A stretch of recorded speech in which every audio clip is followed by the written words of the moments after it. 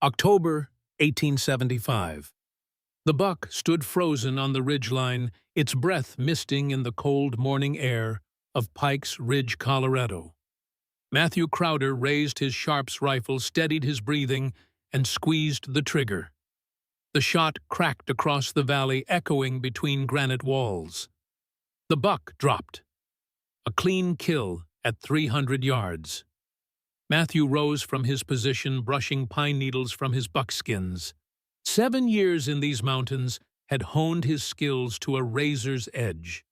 He'd become more creature than man-beard, to his chest hair tied back with rawhide eyes sharp as a hawk's. The mountains had taken his pain and given back solitude in return. He approached the buck knife drawn to dress it before the meat spoiled. The first cut was deep when he heard it, the unmistakable sound of hoofbeats. Matthew went still. No one came up this mountain. No one knew the trails. That was the point. His hand moved to the revolver on his hip. 7 years without firing at a man, but the instinct remained. The rider appeared around the bend, a young man in a Union Pacific coat leading a tired mare. When he spotted Matthew, the messenger's hand reflexively moved toward his own weapon, then stopped. "Matthew Crowder," the young man called, keeping his distance. Matthew didn't answer, didn't move. "Got a letter for you." The messenger reached slowly into his saddlebag, producing an envelope with a black border, a death notice. "From Judge Miller in Pikes Creek." Matthew's jaw tightened. "You've got the wrong man. Tall fellow beard lives alone on Pikes Ridge, former Union lieutenant." The messenger shrugged. "Sounds right to me." Matthew stood, blood-soaked hands dripping onto the mountain soil. "How'd you find me?" "Judge Miller hired trackers. Took 'em 3 weeks." The messenger extended the letter. Said it was urgent. Matthew made no move to take it. The mountains had been his sanctuary, his escape from the memories that haunted him. The letter threatened all of that. "I don't want it," he said. The messenger dismounted, approaching cautiously. "Sir, with respect, Judge Miller said it concerns your brother's children." Matthew went still. "James." His brother's face flashed before him, smiling confident. Everything Matthew wasn't. "James is dead," Matthew said flatly. "Has been for years." "Yes, sir, but his wife, Rebecca, passed last month." "Consumption." "The children." The messenger trailed off, still offering the letter. Matthew stared at the envelope. 7 years he'd spent building walls between himself and the world below. 7 years of silence, of forgetting. But some bonds couldn't be severed no matter how much mountain stood between them. He took the letter with bloody hands. The interior of Matthew's cabin was sparse but orderly. A stone fireplace dominated one wall, rifle rack above it. A small table and chair, a narrow bed, shelves of preserved meat and berries. The only personal touches were a wooden chest at the foot of the bed, and a faded daguerreotype on the mantel, 2 men in Union blue arms around each other's shoulders. Matthew broke the wax seal on the letter, his hands now clean but still trembling slightly. October 3rd, 1875. Mr. Crowder. It is with profound regret that I inform you of the passing of Mrs. Rebecca Crowder on September 21st. The consumption took her quickly and mercifully. She leaves behind 3 children, Thomas, chapter 10, June 7, and Macy, 4. I write to you as their legal guardian, as stipulated in your brother's will. The children currently reside with Mrs. Anna Ward, who claims to have married your brother shortly before his death 8 months ago, though documentation is incomplete.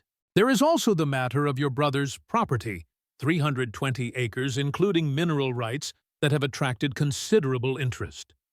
Mr. Daniel Prescott, owner of Pikes Creek Mining Company, has filed for guardianship of the children, citing business dealings with your late brother and concern for their welfare. Your presence is urgently required in Pikes Creek to resolve these matters. The hearing is scheduled for October 20th. Respectfully, Judge Howard Miller. Matthew read it twice, then crumpled the paper in his fist. He crossed to the fire and held it over the flames, but couldn't bring himself to let go. "Damn you, James," he whispered. He moved to the wooden chest, unlocking it with a key from around his neck. Inside lay the remnants of his former life union jacket, with lieutenant's bars, a Bible letters from his mother, and a leather folder containing papers. He extracted a folded document, yellow with age. His brother's will, delivered to him before Matthew had fled to the mountains. He'd never opened it. Now, with shaking hands, he broke the seal. "To my brother Matthew, should I not return from this war?" Matthew slammed it shut. He couldn't. Not now. He paced the cabin, mind racing. James had a new wife. Children without parents. Prescott trying to steal it all. "Not my problem," he muttered. "Not my fight." He grabbed his axe and stormed outside, splitting wood with furious strokes until sweat poured down his face despite the mountain chill. Each strike echoed his thoughts. Not my problem.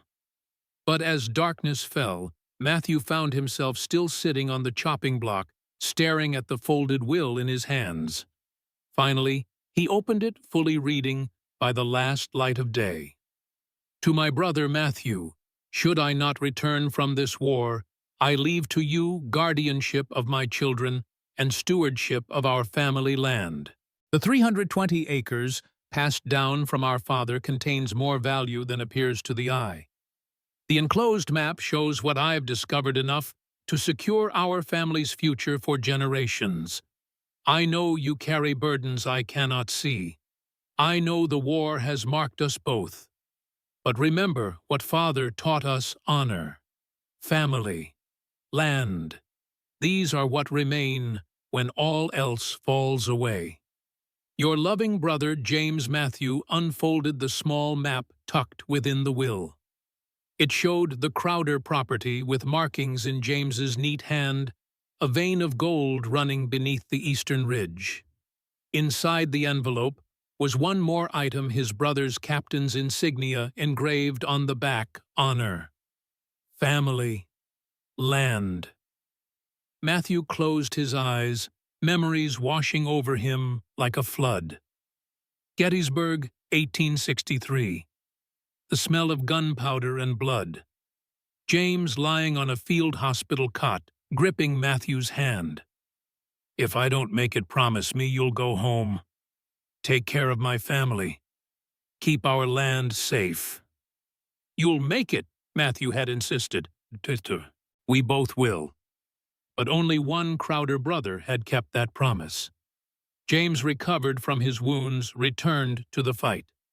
Matthew broke after Wilderness, deserting not just the army, but his promises, his family, everything. By the time he learned James had died of complications from his old wounds, Matthew was already hiding in the mountains, a coward who couldn't face what the war had made him. He tucked the insignia into his pocket and stood. Dawn would come soon. Decisions had to be made. The messenger was asleep in his bedroll when Matthew emerged from the cabin pack, slung over one shoulder, rifle in hand. "We leave at first light," Matthew said, startling the young man awake. "You're coming down, then, to Pikes Creek?" Matthew adjusted the revolver on his hip. "Just long enough to settle my brother's affairs." As the messenger prepared his horse, he asked, "How long have you been up here alone, Mr. Crowder?" 7 years, 2 months, 18 days. "That's precise." Matthew's face remained impassive. "A man should know exactly what he's running from." As they rode away from the cabin, neither noticed the figure watching from the tree line, a man in a dark coat who picked up a shell casing Matthew had dropped, turning it in his fingers. "Finally," the man whispered, Crowder comes down from his mountain. Pikes Creek had grown in Matthew's absence. What had been a struggling mining camp was now a proper town with a train station hotel and even a brick courthouse. The Crowder and Sons blacksmith shop still stood, though the sign was weathered and the name of the new owner, Hargreaves, had been painted below. People stared as Matthew rode past. He made quite a sight, buckskins instead of proper clothes, long-beard rifle across his saddle.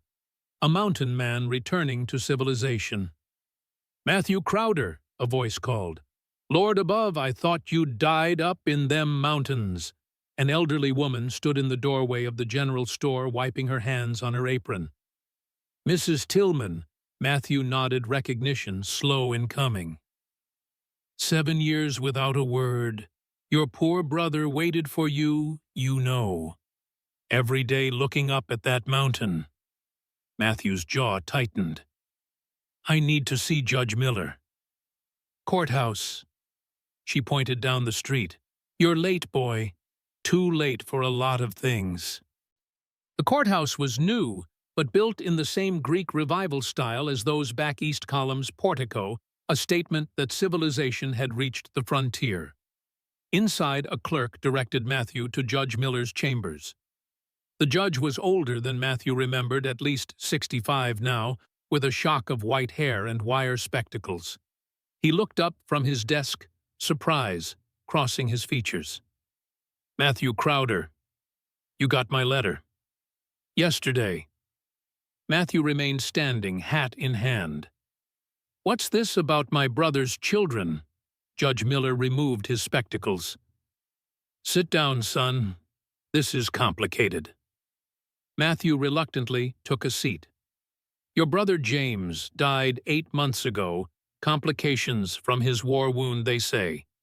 He left behind 3 children and considerable property, 320 acres, including water rights and mineral claims. And this new wife, Anna Ward, claims they married 4 months before his death. She was his nurse, apparently. Seems devoted to the children, but there's no record of the marriage in county files. And Prescott, what's his interest?" Judge Miller's expression darkened. "Daniel Prescott owns most of the mines around Pikes Creek now. Says James owed him money, substantial amounts. He's filed for guardianship of the children and control of their property until they come of age. Which would be when 21 for Thomas, 14 years. Matthew understood immediately. 14 years of Prescott controlling the gold vein. By the time Thomas came of age, there'd be nothing left. The children need a guardian, Matthew. You're named in the will. But you've been gone 7 years. And Prescott has influence. The hearing's in 2 days.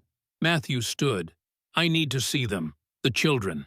They're at James's place, the Crowder homestead about 2 miles east." Judge Miller hesitated. "Matthew, be careful with Prescott. He owns half this town, bank, hotel, most of the businesses, even the sheriff's in his pocket. Not you." The judge smiled thinly. "I'm too old to be bought, and too close to meeting my maker to start compromising now." The Crowder homestead hadn't changed much. A sturdy 2-story cabin with a barn and corral nestled against the eastern ridge. The land looked well tended with a vegetable garden and fruit trees James had planted years ago, now mature and bearing. Matthew approached slowly, suddenly, unsure. What would he say to these children? To this woman, claiming to be James's wife? Before he could knock, the door opened. A woman stood there, shotgun in hand, pointed at his chest. She was younger than he expected, perhaps 30, with blonde hair pulled back severely and striking blue eyes. Despite the weapon, there was a grace to her bearing. "You must be Matthew," she said, not lowering the gun. 7 years too late. "Mrs. Ward." "Just Anna is fine." She assessed him with a cool gaze. "You look like him. Same eyes." From behind her emerged a boy of about 10 tall for his age, with James's serious expression and their mother's dark hair. He stared at Matthew with undisguised suspicion. "Are you really our uncle?" the boy asked. Matthew nodded. "I am. You must be Thomas." The boy didn't smile. "Father said you were a war hero, said you were the best shot in the Union Army." "Your father was being kind." Matthew shifted uncomfortably. "May I come in?" Anna finally lowered the shotgun. "I suppose you'd better. Children," she called over her shoulder, "come meet your Uncle Matthew." Inside the cabin was modest but comfortable. A fire burned in the hearth, and the smell of stew filled the air.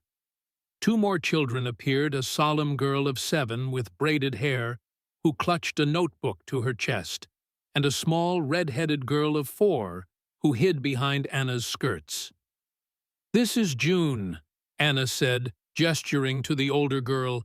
"She doesn't speak much, but she hears everything." The girl nodded in acknowledgement.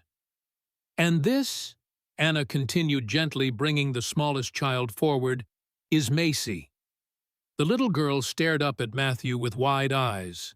"Are you the uncle from the mountain that Papa told stories about?" Matthew knelt to her level. "I suppose I am. Papa said you fought bears and lived in a cave." Despite himself, Matthew's lips twitched. "Not quite. I have a cabin, and I try to avoid bears when possible." "Do you have a beard because your sad papa grew his beard when Mama died?" "Macy," Anna chided gently, "that's enough questions for now. Go help June set the table." As the children moved away, Anna's expression hardened. "They've lost enough, Mr. Crowder. If you're here just to disappear again, I suggest you leave now before they get attached. I'm here because of Judge Miller's letter, and because of James's will." "Ah, yes, the will, where you're named guardian, despite being missing for years." Her tone was bitter. "Do you even want them?" Matthew hesitated. "They're my brother's children." "That's not what I asked." Before Matthew could respond, Thomas reappeared. "I've set the table, Anna. Will he be staying for supper?" Anna looked at Matthew questioningly. "If there's enough," Matthew said. "There's always enough," Anna replied. "James taught me to cook for an army." During the meal, Matthew learned more about his brother's final years. After recovering from his war wound, James had returned to Pikes Creek, rebuilt the family blacksmith business, and married Rebecca, who'd died of consumption shortly after Macy's birth. They'd taken in 2 orphans, Thomas and June, whose parents had died in a mining accident. "And how did you meet my brother?" Matthew asked Anna. "I was a nurse in Denver. James came for treatments when his wound flared up again last year. We married 4 months before he died." Her voice softened. "It was brief, but it was good. Yet there's no record of the marriage." Anna's eyes flashed. "We were married by a traveling preacher. The paperwork was to be filed in Denver, but—" She shrugged. "I have letters from James addressing me as his wife. That should be enough." "Not for the law, apparently." "No." Her gaze hardened. "Not for the law, and not for Daniel Prescott, who seems determined to take everything James built." Matthew was about to ask more when a knock came at the door. Anna tensed, reaching for the shotgun, leaning against the wall. "Who is it?" she called. "Billy Tanner, ma'am. From the mine." Anna opened the door cautiously. A young miner stood there, hat in hands. "Mr. Prescott would like to see you, Mrs. Ward, tonight." Anna's face paled slightly. "Tell Mr. Prescott I'll come by his office tomorrow morning." "He was quite insistent, ma'am. Said it was urgent." "Tomorrow," Anna repeated firmly, closing the door. She turned to Matthew, her composure cracking slightly. "Daniel Prescott doesn't just want the land, Mr. Crowder. He wants me." and he's a dangerous man to refuse. Matthew spent the night in the barn, unable to sleep in his brother's house in his brother's bed. The hay was clean, and he'd slept in far worse conditions.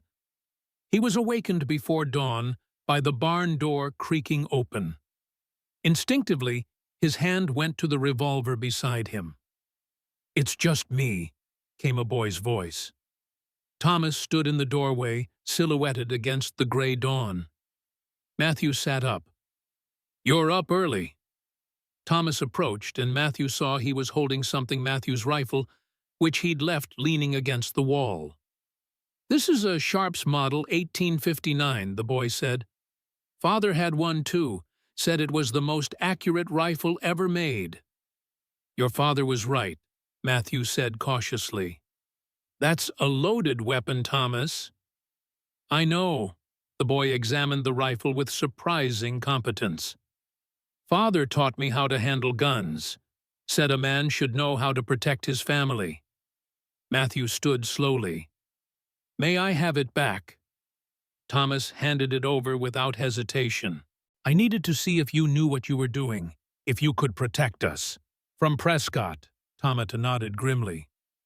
"He came after Father died. Said we owed him money. Said he'd take care of us if Anna married him." The boy's eyes hardened. "Father told me never to trust him. Said he was a snake who'd stolen from honest miners." "Your father was a good judge of character. He also said you were the best man he ever knew." Thomas's gaze was challenging. "Was he right about that too?" Matthew looked away. "Your father always saw the best in people, even when it wasn't there. He waited for you. Every day he'd look up at the mountain. Said someday you'd come down and teach me to shoot like you." The words cut Matthew deeper than any knife. "I'm sorry I wasn't here, Thomas." "Are you staying now?" Matthew hesitated. "I don't know." Thomas nodded as if confirming something to himself.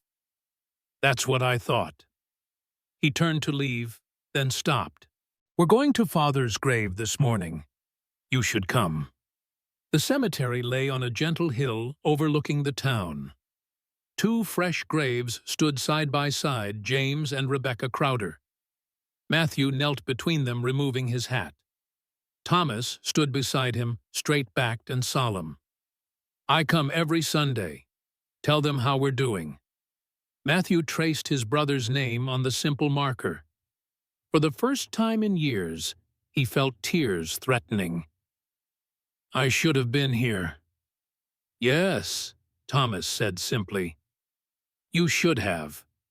They stood in silence as the morning sun crested the mountains, painting the valley gold. "Your father was the best of us," Matthew finally said. "Brave, honest, loyal. Everything I wasn't." He said you were haunted, that the war took something from you that you went to the mountain to find. Matthew looked at the boy in surprise. "He said that—" Thomas nodded. "Did you find it? What you were looking for?" Matthew looked back at the grave. "No, I was just hiding." They walked back to town in silence, but somehow easier than before. As they passed the general store, the owner, Mrs. Tillman, called out to them, "Matthew Crowder and young Thomas, come in, come in."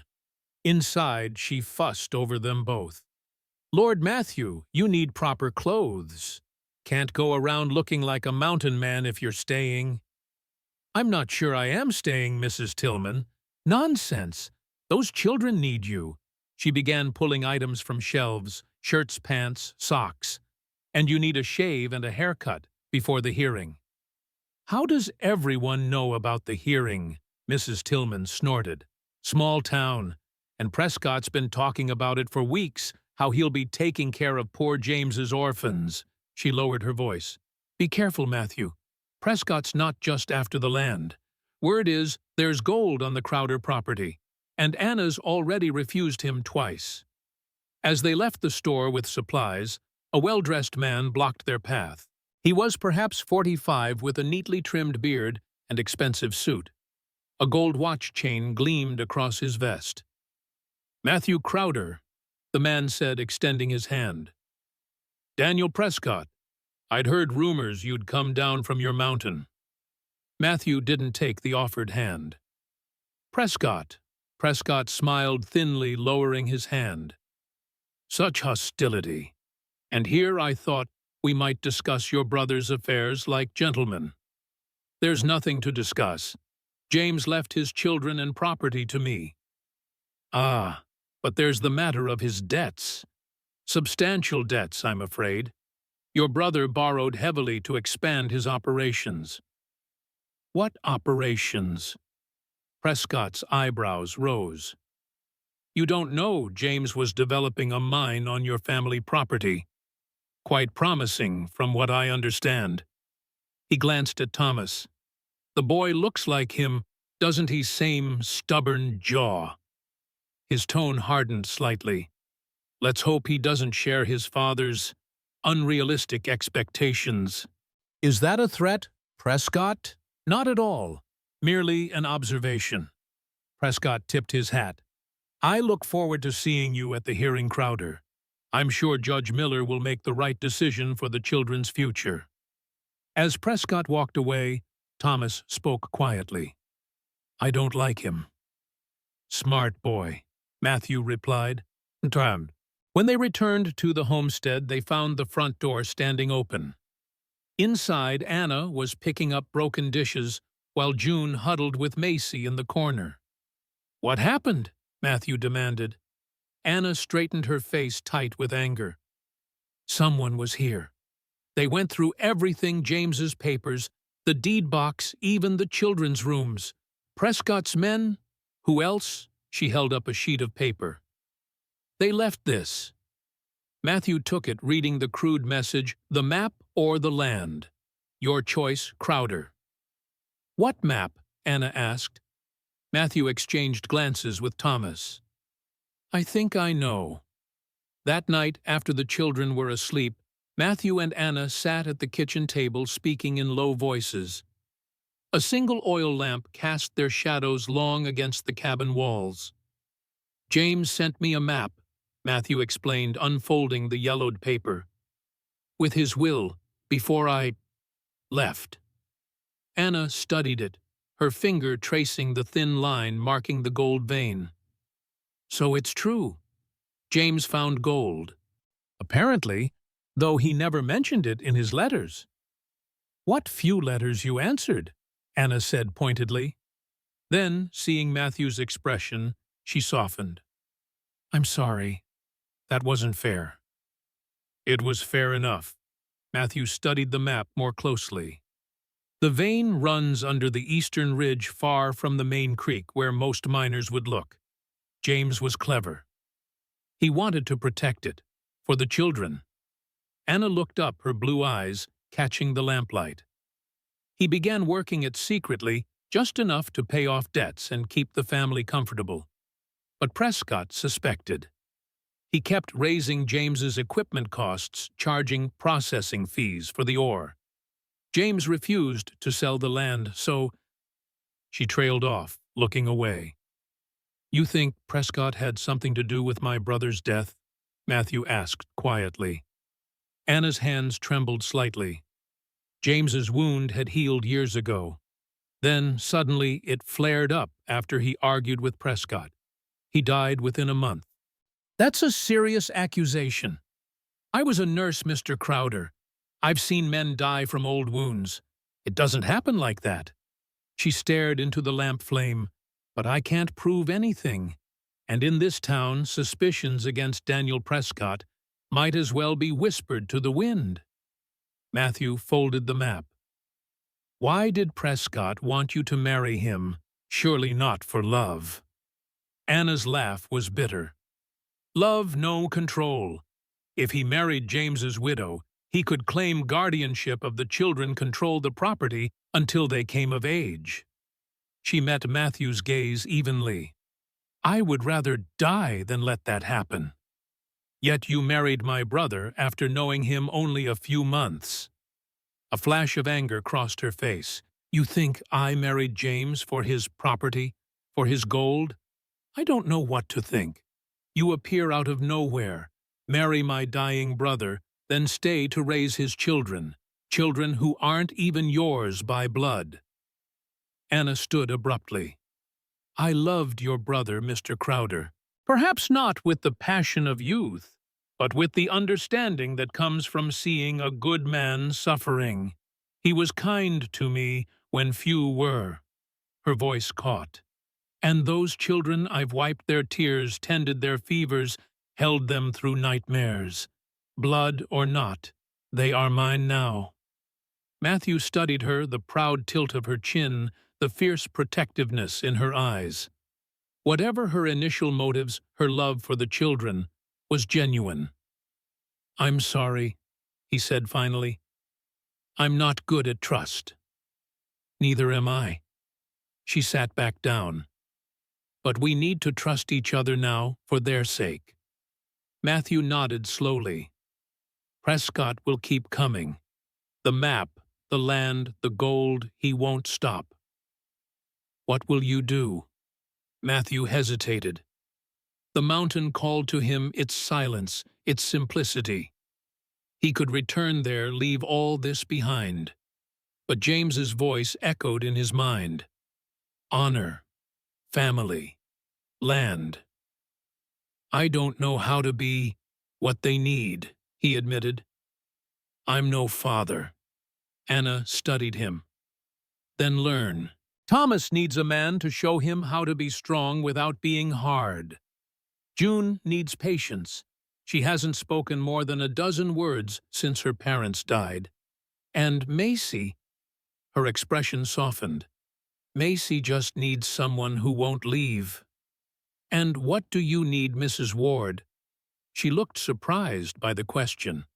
"I need to keep my promise to James, to protect his children, and to keep Prescott from stealing what belongs to them." "That doesn't answer my question." Anna stood gathering the empty cups. "It's late, Mr. Crowder. There's a room prepared for you upstairs. The hearing is day after tomorrow. You should rest." As she turned to leave, Matthew spoke again. "Anna, why did Prescott really want to see you tonight?" She paused, her back to him. "To threaten me. To remind me that a woman alone has few options in a town like this." Her voice hardened. "But I am not alone anymore. Am I, Mr. Crowder?" "No," Matthew said. "You're not." The next morning, Matthew woke to find Thomas sitting on the porch, whittling a piece of wood with surprising skill. "You're up early," Matthew observed, settling beside him. Thomas shrugged. "Chores won't do themselves." "What are you making?" The boy held up the half-finished carving, a horse taking shape from the pine. "For Macy. Her birthday's next week." Matthew nodded appreciatively. "Your father taught you—" "Some. I watched mostly." Thomas continued working his small hands surprisingly steady with the knife. "Are you staying after the hearing?" The question caught Matthew off guard. "I haven't decided." Thomas nodded, unsurprised. "Anna says you might go back to your mountain. It's peaceful there. Is that why you left?" For peace, Matthew considered how to answer. "I left because, after the war, I couldn't be around people anymore. Couldn't sleep without seeing faces. Couldn't talk without hearing screams." He looked at his hands. "Your father understood. He came back whole. I came back broken." Thomas was quiet for a long moment. "Father said the war took pieces of every man who fought. Some lost arms or legs. Some lost their minds. Some lost their souls." He looked up at Matthew. "What did you lose, Uncle?"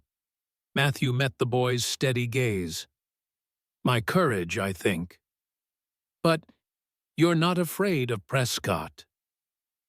A humorless smile touched Matthew's lips. "I'm not afraid of dying, Thomas. I'm afraid of failing. Again. The conversation was interrupted by the sound of a wagon approaching. Matthew's hand instinctively moved to his hip, where his revolver hung. The wagon stopped before the house. The driver was Sheriff Pike, a barrel-chested man with a drooping mustache, and deputy's star. Beside him sat a thin man in an expensive suit, whom Matthew didn't recognize. "Morning, Crowder," Pike called. "This here's Mr. Simmons, attorney for Mr. Prescott. Got some papers for you." Matthew descended the porch steps, Thomas following close behind. "What papers?" Simmons produced an official-looking document. "Eviction notice, Mr. Crowder, by order of Judge Miller. Mrs. Anna Ward is to vacate these premises immediately as she has no legal claim to the property." "That's impossible," Matthew growled. "The hearing isn't until tomorrow." "This is a separate matter," Simmons explained with practiced patience. "While guardianship of the children will be determined tomorrow, Mrs. Ward's residency is a simpler legal question. Without proof of marriage, she has no right to remain in the Crowder home." The front door opened, and Anna appeared, June and Macy behind her. "What's happening?" Sheriff Pike removed his hat. "Sorry, Mrs. Ward. Court order. You need to pack your things." Anna's face drained of color. "Now, where are we supposed to go?" "Mr. Prescott has generously offered accommodations at the Pikes Creek Hotel," Simmons said smoothly, "for you and the children until matters are settled." Matthew stepped forward. "The children stay here, with me. I'm their legal guardian until the court says otherwise." Simmons's smile was thin. "Of course, Mr. Crowder. The children may remain with you. Mrs. Ward, however, must leave." "This is absurd," Anna protested. "The children need me." "The law is clear, ma'am," Sheriff Pike said, looking uncomfortable. "Mr. Simmons has the court order signed by Judge Miller himself." Matthew examined the document. The judge's signature was there along with the official seal. "This is Prescott's doing," he muttered. "Mr. Prescott is simply concerned about the welfare of his late business partner's children," Simmons replied. "A strange woman with no legal ties." "She's not a strange woman," Matthew interrupted. "She's their mother, in every way that matters." "Not in the eyes of the law," Simmons insisted. "Unless she can produce a marriage certificate by tomorrow's hearing, she has no standing." Matthew looked at Anna, saw the fear behind her brave face, saw Macy clinging to her skirts, June's wide eyes. He made a decision. "She doesn't need a marriage certificate," he said firmly, "because she's staying as my wife." A stunned silence followed his declaration. Anna stared at him. Thomas's eyebrows shot up. Even Sheriff Pike seemed taken aback. "Your wife," Simmons stammered. "We were married this morning," Matthew lied smoothly. "By Reverend Wilson at first light. The paperwork will be filed today." Simmons's face reddened. "This is preposterous. A transparent attempt to circumvent the law." "Is it against the law for a man to marry his brother's widow?" Matthew challenged. "To provide a home for his nieces and nephew, I think Judge Miller will find our arrangement perfectly legal and proper." Sheriff Pike rubbed his mustache, clearly uncertain. "Well now, Mr. Simmons, if they're married—" "They are not married," Simmons sputtered. "This is a fabrication." "Then we'll see you at the hearing tomorrow," Matthew said firmly, "where my wife and I will present our case for guardianship together." After a tense moment, Simmons gathered himself. "Very well, but Mr. Prescott will not be pleased with this development." "Mr. Prescott's pleasure is not my concern," Matthew replied.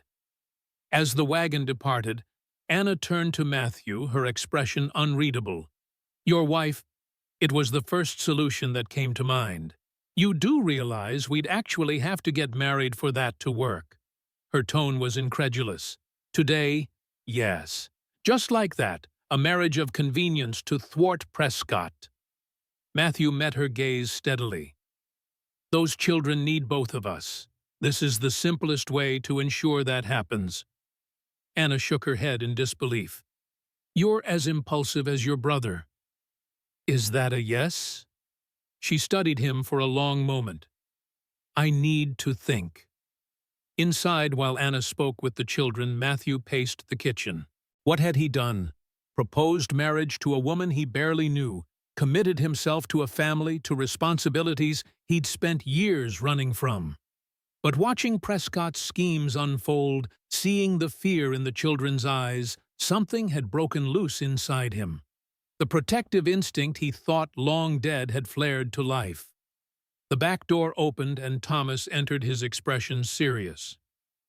Anna told us, he said, about you marrying her. Matthew braced himself. I know it's sudden. Thomas shrugged. Makes sense to me. You need to protect us from Prescott. This is the best way. You're not upset. Why would I be? Your father's brother. Anna needs a husband. We need a father. His logic was implacable. Will you teach me to shoot like you father promised, but never had the chance? The boy's acceptance was both touching and unnerving. If we stay, yes. When, Thomas corrected. When we stay. Anna appeared in the doorway, having changed into a simple blue dress, her hair neatly arranged. The children and I have talked. If this is what it takes to keep them safe, then I accept your proposal, Mr. Crowder. Matthew, he corrected. If we're to be married, you should use my name. A ghost of a smile touched her lips. Matthew, then. We should go now, before Prescott can interfere further. Anna nodded, turning to the children. June helped Macy with her coat. Thomas, hitch up the wagon. As they prepared to leave, Matthew noticed June watching him, her solemn eyes assessing. She approached slowly, offering him a folded piece of paper. He opened it to find a drawing, crude but recognizable, of 5 figures holding hands in front of a house. A family. Is this us? Matthew asked gently. June nodded, then, to his surprise, spoke in a soft voice. Safe. The church was small, but well-maintained, with simple stained-glass windows casting colored light across the wooden pews. Reverend Wilson, a kindly man in his 60s, seemed unsurprised by their request. James spoke often of you, he told Matthew. Said you'd come down from that mountain someday when you were ready. This isn't exactly how I planned it, Matthew admitted.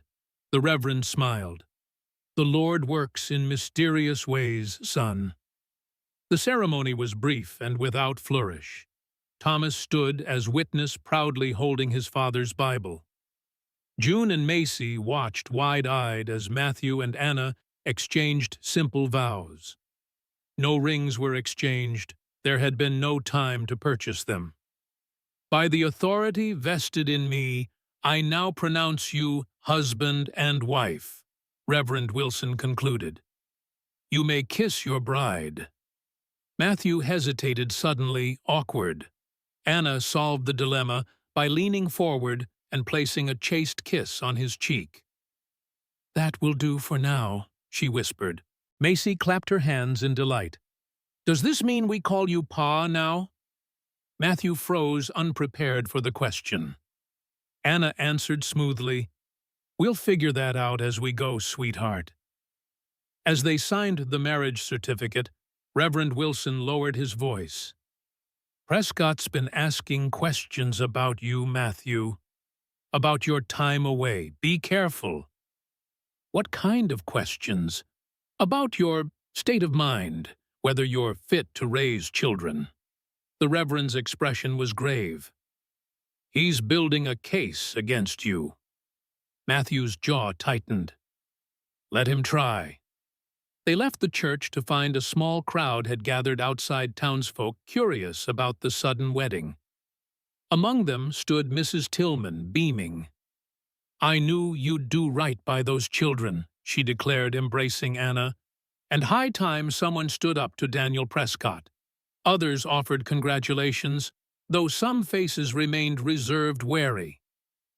Pikes Creek was a town divided in its loyalties. As they prepared to leave, Matthew noticed a familiar figure watching from across the street. Daniel Prescott, his expression thunderous. Beside him stood Simmons, whispering urgently in his ear. "We've made an enemy today," Anna murmured, following Matthew's gaze. "He was already our enemy," Matthew replied. "Now he knows we'll fight back." News of the wedding spread through Pikes Creek like wildfire. By evening, it seemed everyone knew that Matthew Crowder had returned from the mountains to marry his brother's widow and claim guardianship of the children. Judge Miller sent a note confirming that tomorrow's hearing would proceed as scheduled, but with the new development of their marriage to be considered. "Be prepared," he warned. "Prescott will not yield easily." After supper with the children finally asleep, Matthew and Anna sat before the fire, planning their strategy for the hearing. "Prescott will question the legitimacy of our marriage," Anna said. "Call it what it is, a convenient arrangement." "It is legitimate," Matthew insisted. "We said the vows, signed the certificate, but not for the usual reasons." "Does that matter? Many marriages begin as arrangements, especially out here." Anna studied him in the firelight. "You surprise me, Matthew Crowder. I expected a bitter hermit. Instead, I find a man of unexpected principle." "Don't mistake desperation for principle," he said wryly. "I'm making this up as I go." "Aren't we all?" She smiled slightly, then grew serious. "We should discuss arrangements. This is your brother's house, but I've been running it for months. The children have routines, expectations. I don't intend to disrupt their lives more than necessary." "And our marriage?" Anna asked delicately. "We should be clear about expectations." Matthew shifted uncomfortably. "I hadn't thought that far ahead." "Clearly." Her tone was dry. "I propose we present ourselves as a proper husband and wife in public, for the children's sake, and to maintain our legal standing. In private, we will be partners in raising the children, nothing more." "Agreed." Matthew hesitated, then added, "I've been alone a long time, Anna. I'm not good with people anymore. With family." "Then it's fortunate you have 3 children to remind you," she replied. "They'll give you no choice but to remember." A comfortable silence fell between them. For the first time since coming down the mountain, Matthew felt the knot in his chest loosen slightly. Perhaps this arrangement could work after all. The moment was shattered by the sound of breaking glass. Matthew was on his feet instantly, revolver drawn.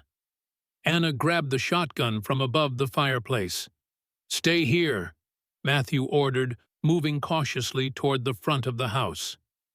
In the parlor, he found a rock had been thrown through the window wrapped in a piece of paper. He unfolded it by the light of his lamp. "Marriage won't save you, Crowder. A crazy man can't keep children or gold." He crumpled the note in his fist, scanning the darkness outside. Nothing moved, but he could feel eyes watching from the shadows. Anna appeared beside him, shotgun ready. "What is it?" "A warning from Prescott." He showed her the note. Her face paled. "Crazy man. He's trying to use my time away against me, suggesting I'm unstable." "Are you—" Her question was direct without judgment. Matthew considered before answering. "I went to the mountains because I couldn't bear to be around people. Couldn't sleep without nightmares. Couldn't live with what I'd seen, what I'd done. He met her gaze. But I'm not crazy. Just damaged like a lot of men who came back from that war. Anna nodded slowly. Then we'll face them together tomorrow, and they'll see a man who may be damaged but is strong enough to stand for his family. The word family hung between them foreign, yet strangely right. A small voice came from the stairs. Anna, I heard a noise. Macy stood there in her nightgown clutching a rag doll. Her eyes widened at the sight of the broken window. It's nothing to worry about, sweetheart, Anna soothed, setting aside the shotgun. Just an accident. Go back to bed. I can't sleep, the little girl said. Can you tell me a story? Anna glanced at Matthew, who nodded. Go ahead. I'll clean this up. As Anna led Macy back upstairs, Matthew gathered the broken glass mind racing. Prescott was escalating, moving from legal maneuvers to intimidation. What would come next? He boarded up the window, then checked every door and window in the house. Setting. Simple alarms, tin cans on strings that would rattle if disturbed. Finally, he settled in a chair by the front door, rifle across his lap. He wouldn't sleep tonight. Tomorrow would determine everything: the children's future, the fate of the land, the gold that lay beneath it. And somewhere in the back of his mind a question persisted. When it was over, would he return to his mountain or stay with this unexpected family he'd inherited? The first light of dawn found Matthew still in his vigil. Anna descended the stairs, dressed for the hearing in her best dress, navy blue with a lace collar. You didn't sleep, she observed. Didn't want any more surprises. She nodded, understanding. The children are dressing. We should leave soon. Anna. Matthew stood, setting aside his rifle. Whatever happens today, I'll stand by what we agreed. I won't abandon the children to Prescott. Something softened in her expression. I believe you, Matthew. She hesitated, then added, James was right about you. There is good in you buried beneath all that mountain dirt and stubbornness. A ghost of a smile touched his lips. Not too deeply buried, I hope. The tender moment was interrupted by the children coming downstairs dressed in their Sunday best. Thomas looked uncomfortable in his collar, June solemn in her pinafore, and Macy bright in yellow ribbons. Are we going to church again? Macy asked. No, sweetheart, Anna replied. We're going to see Judge Miller. Remember what we talked about staying together as a family? Macy nodded seriously. Because the bad man wants to take us away. No one is taking you anywhere, Matthew said firmly. I promise. As they prepared to leave, a rider approached the house at a gallop. Matthew tensed, hand dropping to his revolver. But it was only a boy from town. Billy, the same young miner who had delivered Prescott's message. Mr. Crowder, the boy called, dismounting. Urgent message from Judge Miller. Matthew took the folded note and read it quickly, his expression darkening. What is it? Anna asked. The hearing's been moved up, 9 o'clock instead of noon. He checked his pocket watch. That's less than an hour. Prescott, Anna guessed. He's trying to catch us unprepared.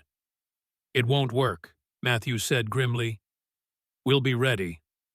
They hurried to hitch the wagon, the children sensing the tension. As they prepared to leave, Matthew noticed Thomas lagging behind. Thomas, we need to go. The boy emerged from the barn, something clutched in his hand. I almost forgot. Father wanted you to have this. He held out a small object, a silver pocket watch. Matthew took it, recognizing it immediately. Their father's watch passed to James when the old man died. Your father gave this to you, Matthew said. You should keep it. Thomas shook his head. He told me before he died, when your uncle comes down from the mountain, give him this. Tell him it's time. Matthew opened the watch. Inside the cover was inscribed, "Honor, Family, Land." The same words engraved on James's captain's insignia.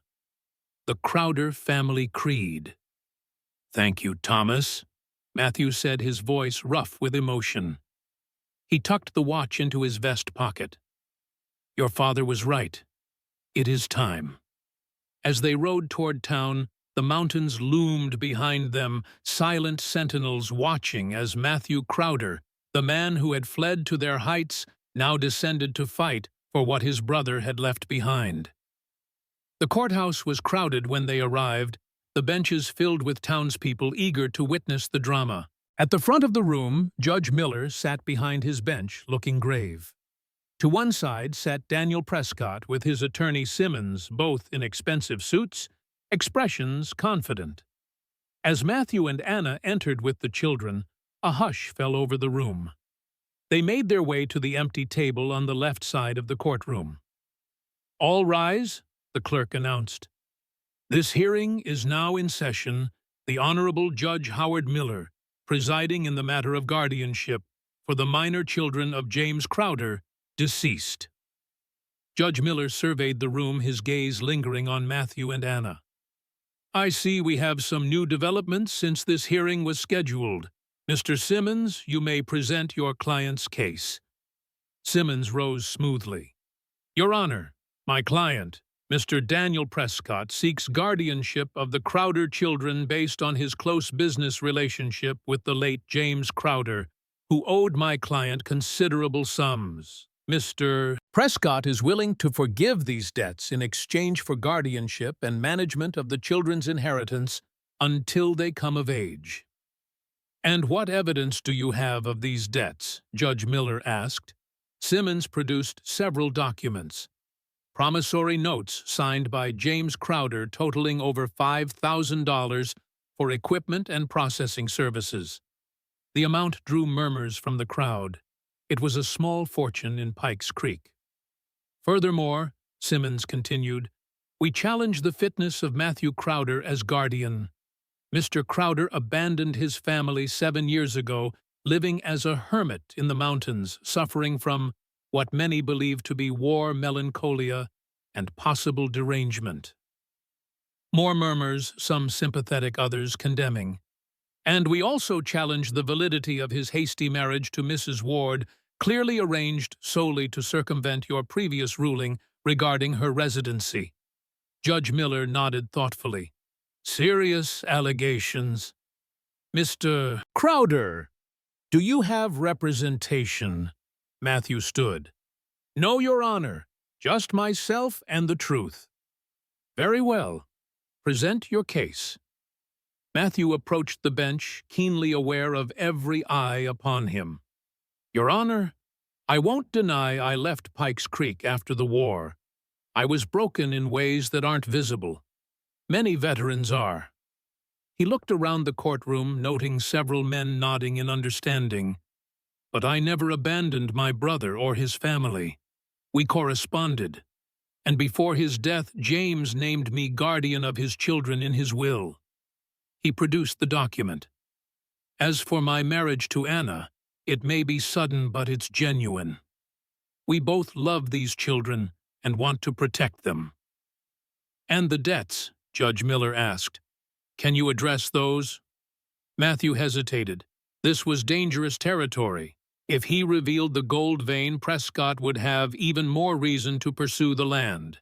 If he didn't, the debt claim stood unchallenged. "Your Honor," he said carefully, "I believe many of those promissory notes are fraudulent.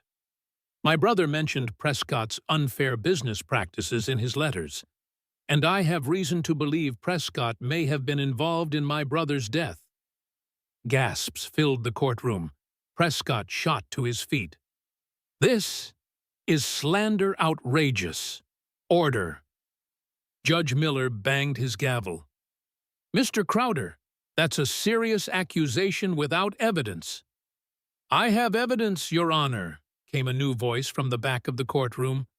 All heads turned to see a tall, distinguished man in his 50s, wearing a black suit and an unmistakable badge, a U.S. Marshal's star. Marshal Robert Hayes, Your Honor. I've been investigating Mr. Prescott's business dealings for some time, including his relationship with James Crowder. Prescott's face drained of color. This is irregular. Your Honor, we weren't notified of federal involvement. Judge Miller's eyebrows rose. I'm rather interested in what the Marshal has to say, Mr. Prescott. Marshal Hayes, please approach. As Hayes moved forward, Matthew noticed a subtle movement from Prescott, a nod to someone at the back of the room, a silent signal. The sound of a gunshot shattered the courtroom's tense atmosphere. Chaos erupted in the courtroom. Women screamed, men ducked for cover, and Judge Miller shouted for order as his gavel pounded frantically against the bench. Matthew's instincts took over. He grabbed Anna and pulled her to the floor, shielding the children with his body, as his eyes scanned for the shooter. Marshal Hayes staggered, a crimson stain spreading across his chest. He fell to one knee, drawing his revolver with remarkable steadiness despite his wound. "Armed man, back door!" he shouted. Sheriff Pike finally sprang into action, drawing his own weapon and racing toward the rear of the courtroom. Two deputies followed, pushing through the panicking crowd. Matthew spotted a figure in a dark coat slipping out a side door. "Anna, stay with the children," he ordered, then sprinted after the shooter. Outside, he caught a glimpse of the man rounding the corner of the courthouse. Matthew gave chase, his long legs eating up the distance. The shooter fired blindly over his shoulder, the bullet splintering wood from the corner of a building as Matthew ducked. The chase led down an alley between the general store and the saloon. The shooter was fast, but Matthew was faster, fueled by rage and 7 years of mountain living. He tackled the man from behind, sending them both crashing into a pile of empty crates. They rolled in the dirt, fighting for control. The shooter, a rough-looking man with a scar across his chin, fought with the desperation of someone who knew the penalty for shooting a federal marshal. He managed to slam his pistol butt against Matthew's temple, momentarily stunning him. As the shooter scrambled to his feet, a shot rang out. The man screamed, dropping to his knees as blood spurted from his thigh. Thomas stood at the end of the alley, Matthew's revolver still smoking in his hands, his young face set in grim determination. "Thomas!" Matthew shouted, struggling to his feet.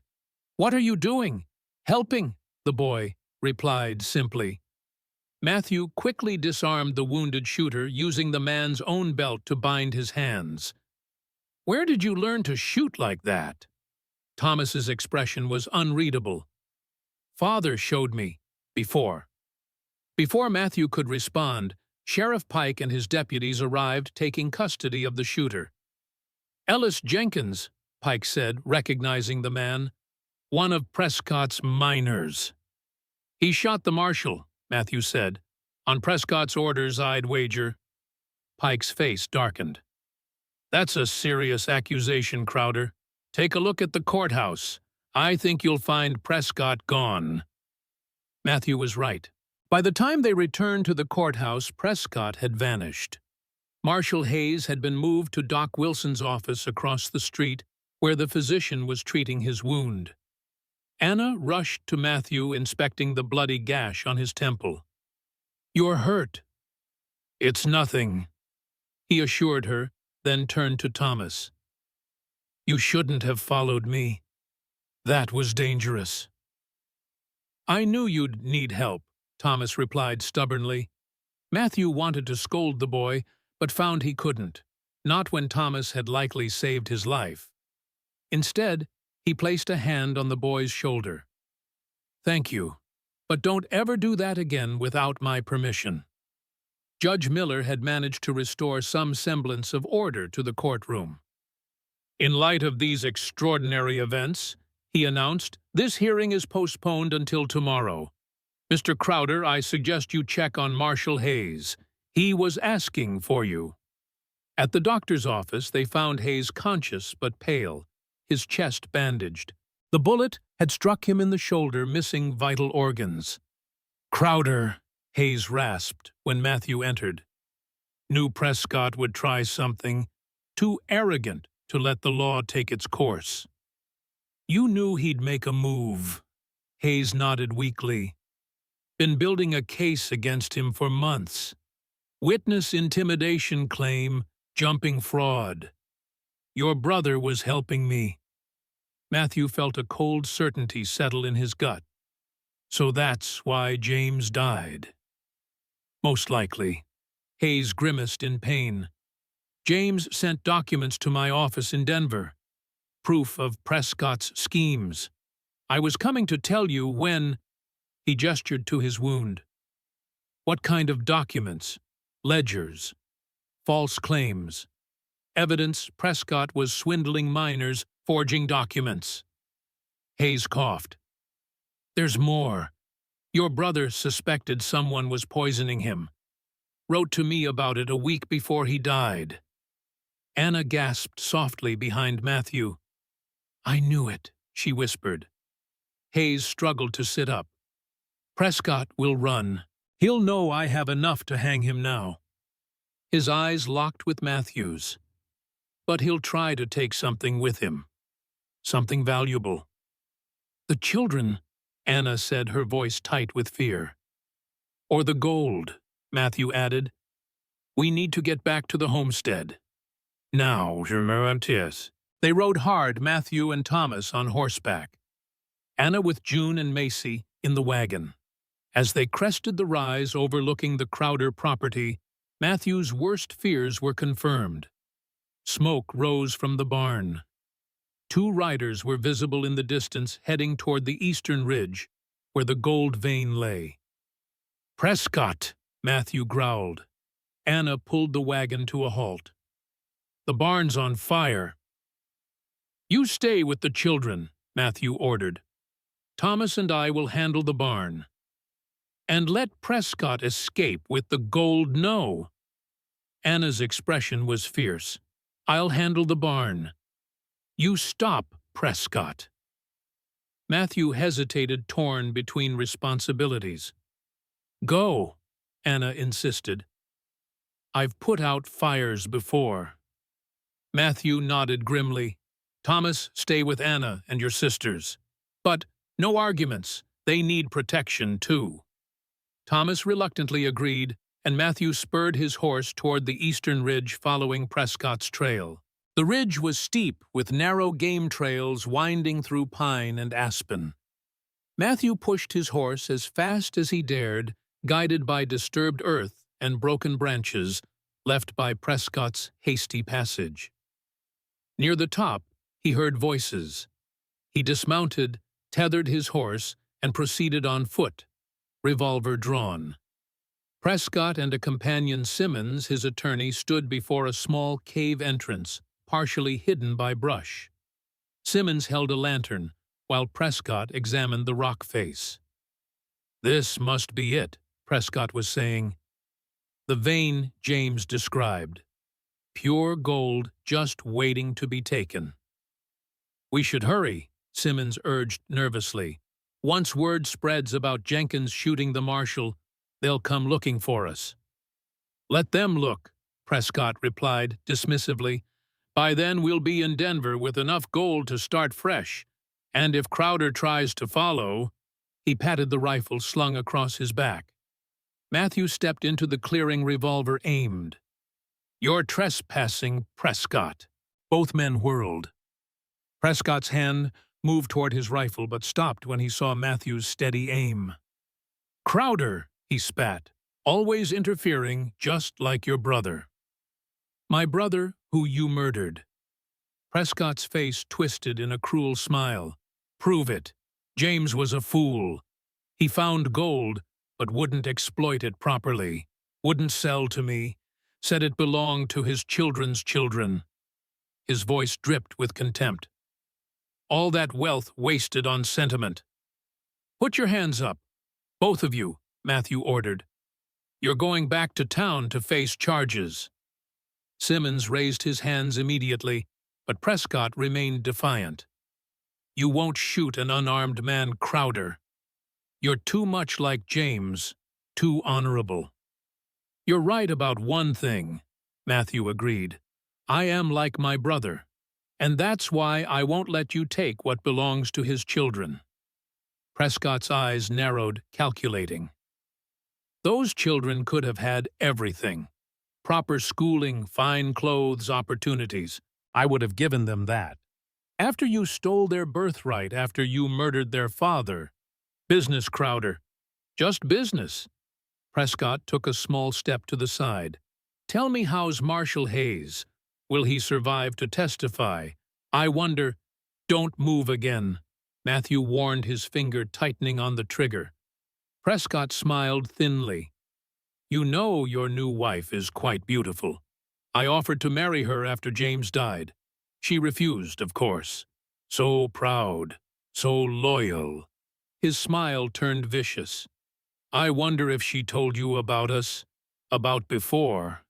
Matthew's expression didn't change, but something cold settled in his stomach. What are you talking about? Anna didn't tell you. Prescott's laugh was ugly. She worked for me in Denver, my personal secretary. We were close, very close, until she stole documents from my office and fled. Imagine my surprise when I found her playing nursemaid to your dying brother. Matthew kept his aim steady, though his mind raced. You're lying. Am I? Ask her about the scar on her neck. Ask her who gave it to her. Before Matthew could respond, a sound came from behind him, a footstep on dry leaves. He began to turn, but too late. Pain exploded at the base of his skull, and darkness rushed in. Matthew woke to the taste of blood and earth. He lay face down on the ground, hands bound behind him. His head throbbed with each heartbeat. He's awake, came Simmons's nervous voice. Matthew forced his eyes open. He was still at the cave entrance. Prescott knelt nearby, examining rock samples by lantern light. A third man, one of Prescott's miners, stood guard with Matthew's own revolver. Welcome back, Crowder, Prescott said without looking up. You've led me to quite a find. This vein is even richer than James described. Matthew tested his bonds. Rope tightly knotted, but not impossible to escape with time. Time he probably didn't have. What are you planning to do with me, Prescott? Originally leave you at the bottom of an abandoned mine shaft. Prescott held a rock to the light, admiring gold flecks embedded within. But I've reconsidered. You might be more valuable alive for now. As a hostage. As leverage. Your lovely wife has something I want. Documents James entrusted to her before he died. Proof of certain irregular business practices. The evidence Hayes mentioned. Precisely. Prescott finally looked at Matthew. Your brother was clever. He made copies, sent some to Hayes, kept others hidden. Anna knows where they are. And you think she'll trade them for me? For you? Perhaps not, but for the children. Prescott's smile was cold. A mother will do anything for her children. The implication sent ice through Matthew's veins. If you touch those children. You'll what, Crowder? Prescott stood brushing dirt from his expensive trousers. You'll be dead like your brother, and I'll have the gold, the land, and eventually the lovely Anna. Boss, the guard interrupted. Someone's coming. They all fell silent, listening. Hoofbeats approached, then stopped nearby. Check it, Prescott ordered. The guard moved toward the trail, Matthew's revolver ready. A moment later, a shot rang out. The guard staggered backward, clutching his arm, the revolver falling from his grasp. Thomas appeared at the edge of the clearing, James's old rifle in his hands, eyes burning with determination. Let him go, the boy demanded, working the lever to chamber another round. Prescott drew his own weapon with surprising speed, aiming at Thomas. Drop it, boy, or I'll put a bullet through your skull. Thomas, run! Matthew shouted, struggling against his bonds. Instead of running, Thomas stood his ground. You killed my father, he said, his voice steady despite his youth. You won't kill anyone else. Brave words, Prescott sneered. But foolish. A second figure emerged from the trees, and a shotgun raised. Lower your weapon, Daniel, she ordered, or I'll cut you in half. Prescott froze, caught between two firearms. His eyes darted between Anna and Thomas, calculating odds. Anna, he said, his tone suddenly conciliatory. Let's be reasonable. There's enough gold here for all of us. There's never enough for men like you, she replied coldly. Thomas, untie Matthew. The boy moved forward cautiously, rifle still trained on Prescott. You're making a mistake, Prescott warned. Even if you kill me, you'll never be safe. My associates in Denver will come looking. Your associates in Denver are being arrested as we speak, came a new voice. Marshal Hayes limped into the clearing, pale but upright revolver steady in his hand. His shoulder was heavily bandaged, but his eyes were clear and determined. Federal marshals raided your Denver office this morning. Your operation is finished, Prescott. Prescott's face contorted with rage. With a roar, he swung his weapon toward Hayes. 3 shots rang out simultaneously, Hayes's revolver, Anna's shotgun, and Thomas's rifle. Prescott was thrown backward by the impact, his body crumpling to the ground. Blood pooled beneath him, soaking into the earth he had coveted so desperately. In the sudden silence, Thomas lowered the rifle, his young face pale but composed. Anna rushed to Matthew, cutting his bonds with a knife from her boot. Are you all right? She asked, helping him to his feet. I've been better, he admitted, rubbing his wrists to restore circulation. How did you find us? Thomas tracked you, she replied. The boy has a gift. Matthew looked at Thomas with new respect. You should have stayed with your sisters. They're safe with Mrs. Tillman in town, Anna explained. I couldn't leave you to face Prescott alone. Hayes approached, looking unsteady on his feet. Your family has courage, Crowder. James would be proud. Family. The word resonated strangely in Matthew's mind. 24 hours ago, he had been alone on his mountain. Now, he stood surrounded by people willing to risk their lives for him. A wife he barely knew, a nephew who had saved him twice, and a wounded marshal who had trusted James enough to pursue justice. Simmons, forgotten in the confrontation, had collapsed against a tree face buried in his hands. I never wanted this, he moaned. I'm just a lawyer. Prescott said it was all legal. Save it for the judge, Hayes advised wearily. You'll get your chance to testify against your former employer. As they prepared to return to town, Matthew pulled Thomas aside. What you did was brave, he said, and foolish, but mostly brave. The boy met his gaze steadily. Father always said a Crowder stands his ground. Your father was right. Matthew placed a hand on Thomas's shoulder. He'd be proud of you today. I know I am. Something flickered in Thomas's eyes, a moment of vulnerability beneath the forced maturity. Do you think he saw Father, from heaven? Matthew glanced at the sky, then back at the boy.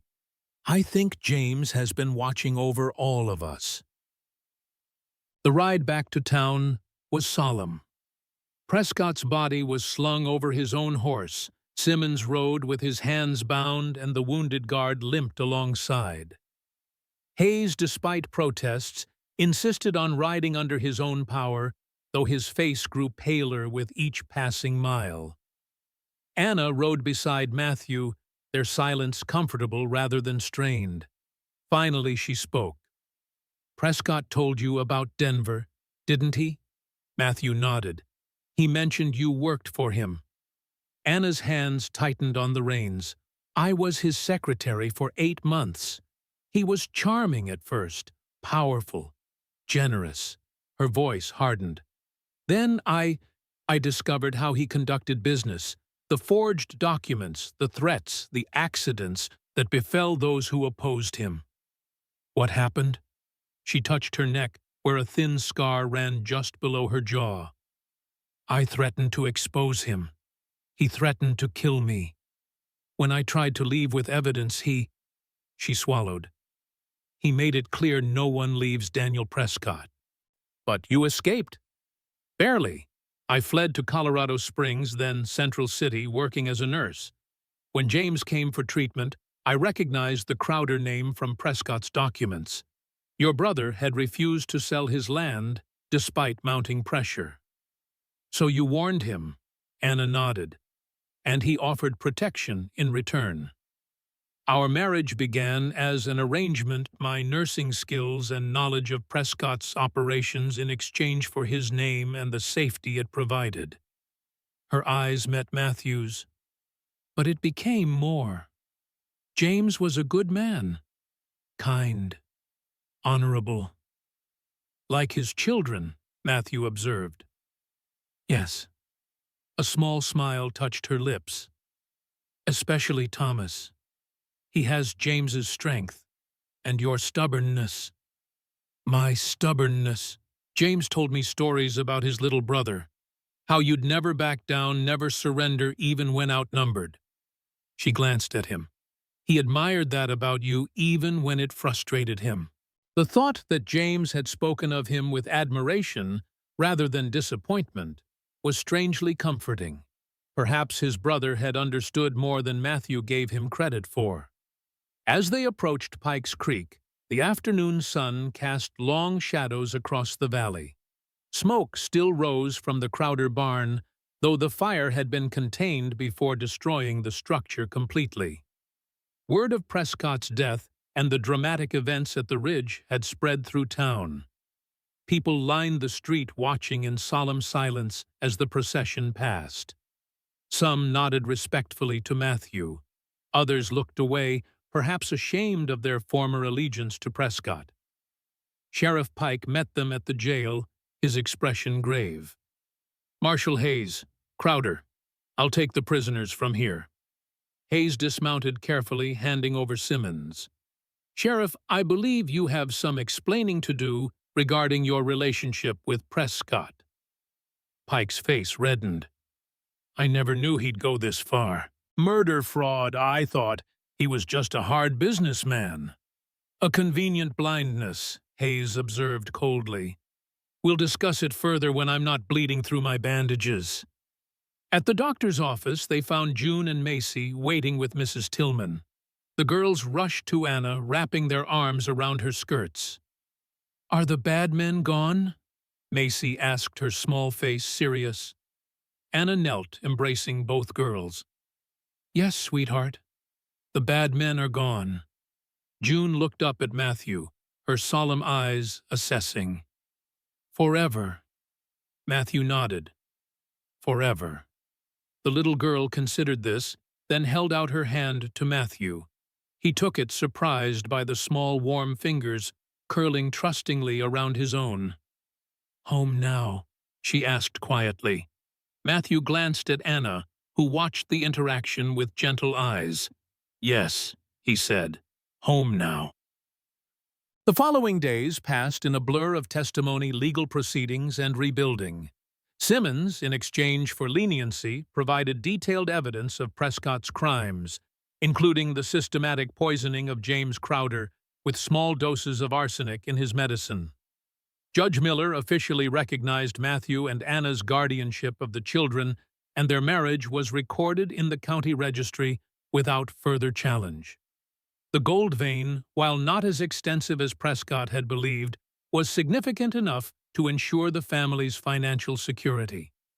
Matthew hired former miners who had been cheated by Prescott to work the claim properly, paying fair wages and profit sharing.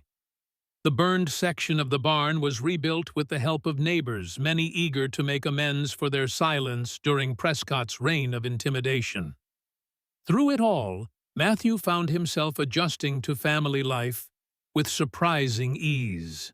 The mountain still called to him, sometimes its silence, its simplicity, but the pull was weaker now, counterbalanced by new connections. One evening, a week after Prescott's death, Matthew sat on the porch cleaning his rifle as sunset painted the valley gold. The door opened, and Anna joined him, offering a cup of coffee. "The children are asleep," she said, settling beside him. "Even Thomas, though he fought it as usual." Matthew accepted the coffee gratefully. He's afraid to miss something. Afraid if he sleeps, the world might change again. "He trusts you now," Anna observed. "They all do. I'm not sure I deserve it." Trust isn't about deserving. It's about proving yourself reliable day after day. She sipped her own coffee. "Like you have." They sat in comfortable silence, watching darkness claim the valley. Stars appeared brilliant against the mountain sky. "I should check the perimeter before turning in," Matthew said eventually. Anna touched his arm lightly. "The war is over, Matthew. Prescott is gone. The children are safe." "Old habits. I understand. James was the same way when I first met him. Always watching, always alert." Her voice softened. "It takes time to remember peace is possible." Matthew nodded, realizing the truth in her words. Since coming down the mountain, he had been operating in a state of constant vigilance necessary during the conflict with Prescott, but perhaps not anymore. "Matthew," Anna said carefully, "there's something we should discuss, about our arrangement." He tensed slightly. "What about it?" "It's been a week. The danger has passed. The legal matters are settled." She met his gaze directly. "If you wish to return to your mountain, I would understand. We could maintain the marriage on paper for the children's sake, while I abandon them again." The words came out harsher than he intended. "Not abandon, just live as you choose." Her expression was carefully neutral. "You never chose this life, Matthew. It was thrust upon you by circumstance." Matthew considered her words, turning them over in his mind like the gold samples from the ridge. Had he chosen this life, or merely reacted to events beyond his control? He thought of Thomas's determined face as he stood against Prescott, of June's small hand in his, of Macy's delight when he carved her a wooden horse, of Anna's quiet strength through it all. "What if I have chosen it?" he asked quietly. "What if this is where I want to be?" Something flickered in Anna's eyes, hope perhaps, or relief. "Then we continue as we are, partners in raising the children. And us." The question surprised even him. A faint blush colored her cheeks.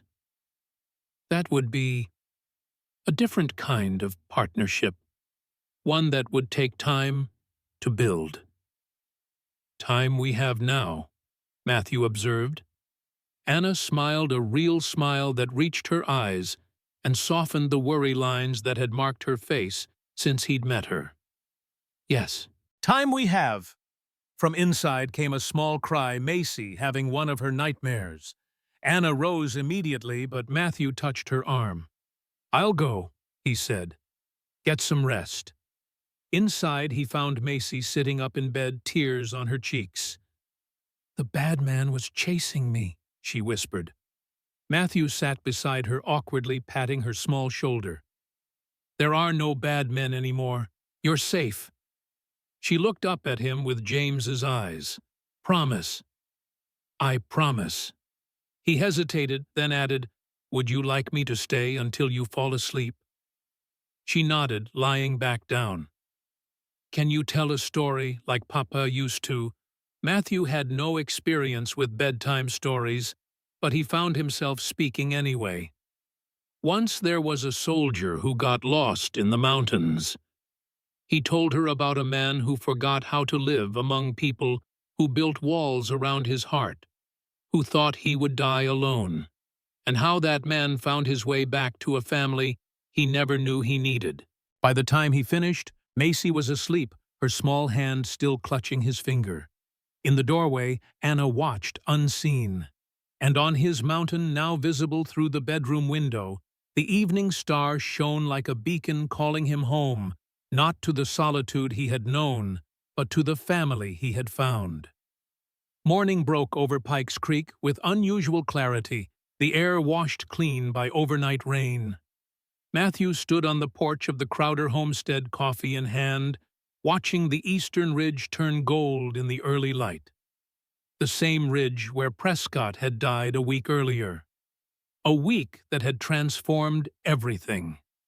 The barn repairs were nearly complete, the last charred beams replaced with fresh-cut pine. The gold claim had been properly registered with Thomas as primary heir and Matthew as trustee. Marshal Hayes had departed for Denver 2 days prior, promising to return with additional federal agents to complete the investigation into Prescott's affairs. "You're up early," came Anna's voice behind him. Matthew turned. She stood in the doorway, hair loose around her shoulders, shawl drawn against the morning chill. In the soft dawn light, he was struck by how young she looked, how the worry lines had faded from around her eyes. "Old habits," he replied, offering her his coffee. She accepted, their fingers brushing briefly. "The children are still asleep, even Thomas." "Good. He needs it." They stood in comfortable silence, passing the coffee cup between them as the sun climbed higher. Birds began their morning songs, and somewhere in the distance, a cow lowed. "I've been thinking," Matthew said finally, "about the mine." "What about it?" "James never wanted it worked extensively, just enough to provide for the family." Anna nodded.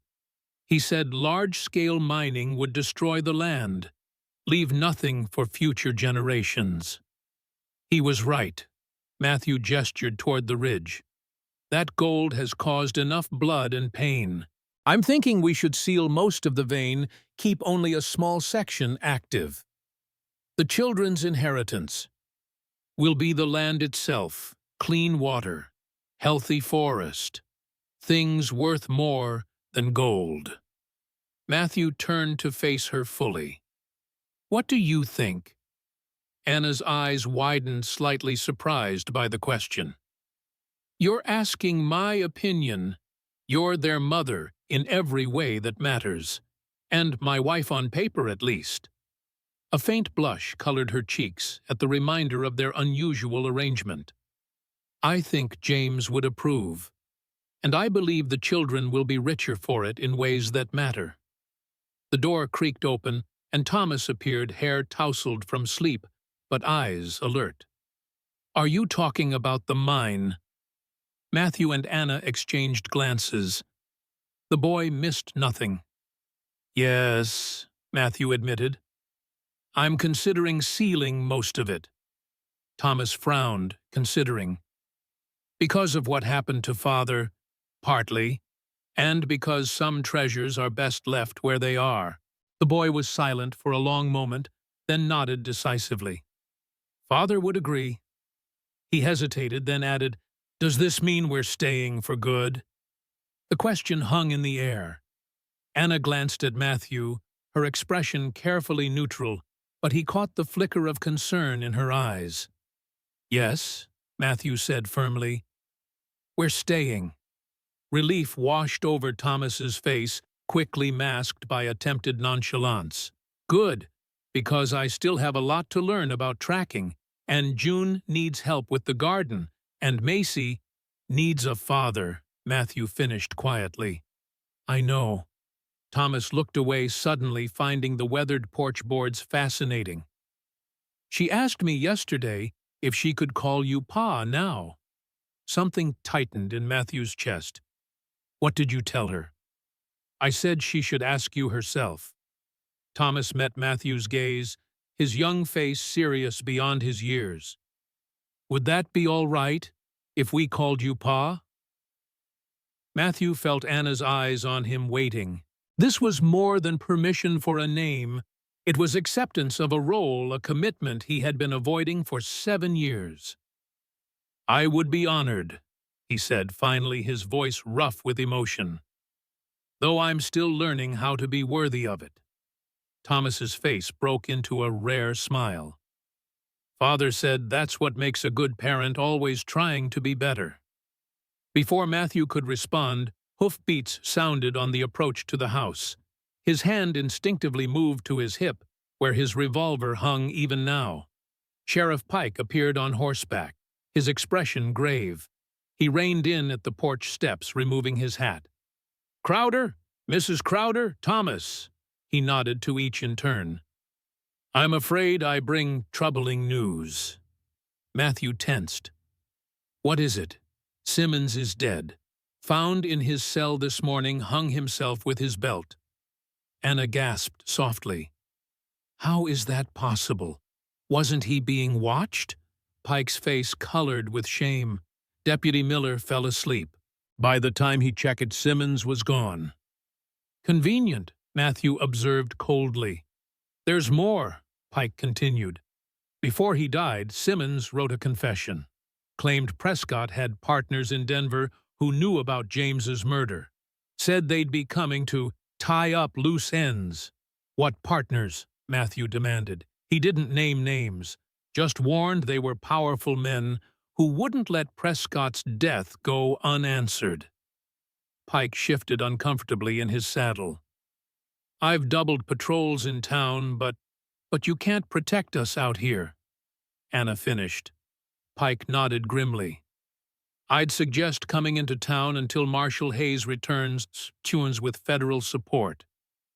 Matthew exchanged glances with Anna. Her face was composed, but he saw the fear in her eyes, not for herself, but for the children.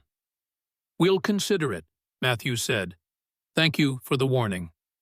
After Pike departed, Anna went inside to prepare breakfast, leaving Matthew and Thomas on the porch. "More trouble?" Thomas observed quietly. "Looks that way." The boy fingered the knife at his belt, a habit he'd developed since the confrontation with Prescott. "They'll come for the gold, and for Anna." Matthew gave him a sharp look. "What makes you say that?" "I heard Prescott talking to Simmons once when they thought I was asleep, about Anna knowing too much, about the Denver operation, about her being a liability." "Why didn't you mention this before?" Thomas shrugged. "Didn't seem important after Prescott died." His young face hardened. "But if more men are coming, they'll want what he wanted." Matthew placed a hand on the boy's shoulder. "Thomas, I want you to take your sisters into town today. Stay with Mrs. Tillman." "I won't leave you and Anna to face them alone," Thomas protested. "You won't be leaving us. You'll be protecting your sisters." Matthew squeezed the thin shoulder beneath his hand. "That's what a man does, protects those who can't protect themselves." Thomas considered this, then nodded reluctantly. "But you'll send word if anything happens." "I promise." Inside, they found Anna serving breakfast to the girls. June sat quietly, methodically cutting her flapjacks into precise squares, while Macy chattered about a dream involving flying horses. "Anna," Matthew said from the doorway, "we need to discuss Pike's warning." She nodded, understanding in her eyes. "After breakfast." The meal passed with forced normalcy, though Matthew noticed Anna's gaze frequently moving to the windows scanning the tree line. When the children had finished eating, she sent them upstairs to dress. "You're sending them to town," she said when they were alone. It wasn't a question. "With Thomas, they'll stay with Mrs. Tillman. And us, we prepare." Matthew moved to the sideboard, opening a drawer to reveal a box of ammunition. "I won't be driven from this land, Anna. Not by Prescott, not by his Denver partners." She studied him, her blue eyes searching his face. This isn't just about the land anymore, is it? It's about James, about what they did to him. Matthew's jaw tightened. They poisoned my brother, slowly, made him suffer, and I wasn't here to stop it. You couldn't have known. I should have been here. The guilt he'd carried for 7 years surfaced like a physical pain. James wrote to me, told me things were difficult, that Prescott was pressuring him. I ignored it, stayed on my mountain. Anna moved closer, placing a hand on his arm. Matthew, you can't change the past. But you're here now, for his children, for me. He covered her hand with his own rough fingers against smooth skin. I won't fail him again, or you. Their eyes met, and something shifted between them, a current of understanding, of shared purpose. And perhaps something more. The moment was broken by footsteps on the stairs as the children returned dressed for town. By mid-morning, the wagon was prepared. Matthew loaded the children's belongings while Anna gave last-minute instructions to Thomas. Remember, keep June and Macy inside after dark. Help Mrs. Tillman with chores. And Thomas, she knelt to his level, straightening his collar. Watch over your sisters. I will, he promised solemnly. Macy threw her arms around Matthew's waist. Why can't you come too? Pa. The name spoken for the first time caught him off guard. He knelt, meeting her tearful gaze. Someone has to watch the farm, little one. But we'll come for you soon. She considered this, then reached into her pocket, producing a small, carved wooden horse, the one Matthew had made for her. Take horse. He'll protect you. Matthew accepted the toy gravely. I'll keep him safe until you return. June approached next, her silence more profound than usual. She pressed a folded paper into his hand. Opening it, he found a drawing of the family stick figures labeled with their names standing before the house holding hands. It's beautiful, June, he said softly. Thank you. She nodded once, then took Macy's hand, leading her to the wagon. Thomas was the last to say goodbye. He stood before Matthew, struggling to maintain his composure. 3 days, Matthew told him. If you haven't heard from us by then, ride to Denver. Find Marshall Hayes. The boy nodded, then impulsively threw his arms around Matthew in a fierce hug. Don't die, he whispered fiercely. Matthew held him tight for a moment. I don't plan to. As the wagon disappeared down the road, Anna and Matthew stood side by side watching until it vanished from sight.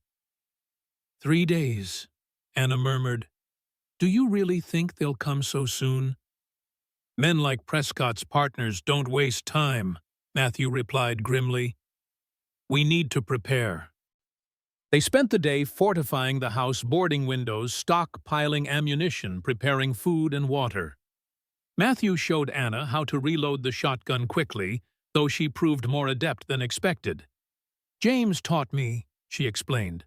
After the first time, Prescott threatened us. As evening approached, they moved furniture to create defensive positions within the house. The front door was barricaded, leaving only the kitchen entrance accessible. We should eat, Anna said, as darkness fell. Keep up our strength. They shared a simple meal of beans and cornbread by lamplight, sitting close at the kitchen table. The house felt eerily empty without the children's voices. Tell me about Denver, Matthew said suddenly. About your life before. Anna looked surprised by the question. Why, if we're defending this house together, I should know who I'm fighting alongside. She smiled faintly at his phrasing. Not much to tell. I grew up in St. Louis, daughter of a school teacher, learned typing and stenography, came west after my parents died looking for opportunity, and found Prescott. Yes, her expression darkened. He seemed charming at first, Successful. Attentive.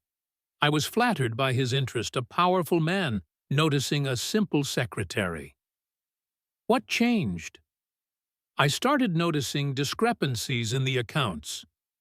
Properties transferring ownership after accidents. Miners signing away claims while delirious with fever. She touched the scar on her neck unconsciously. When I confronted him, I saw the real Daniel Prescott. Yet you escaped. Anna nodded. Barely. I took what evidence I could and fled. Changed my name from Annabelle Ward to simply Anna. Worked as a nurse in mining camps moving when I became too nervous.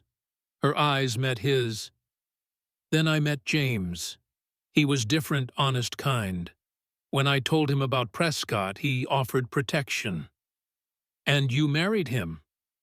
At first for safety, yes, but I grew to care for him deeply. And for the children. Her gaze didn't waver. I never told him about Prescott's threats against me. I was afraid he'd confront him directly. As he eventually did anyway. Yes, over the gold, not me. She sighed. James was stubborn, like you. Matthew's mouth twitched. Crowder family trait. A comfortable silence fell between them. Outside, the wind picked up branches scratching against the roof like ghostly fingers. We should rest, Matthew said finally. Take watches through the night. I'll take first watch, Anna offered. You've barely slept all week. He wanted to protest, but recognized the wisdom in her words. Wake me in 4 hours. 6. You need the sleep. Their eyes met in silent contest of wills. Finally, Matthew nodded. 6 hours, but at the first sign of trouble, I'll wake you, she promised.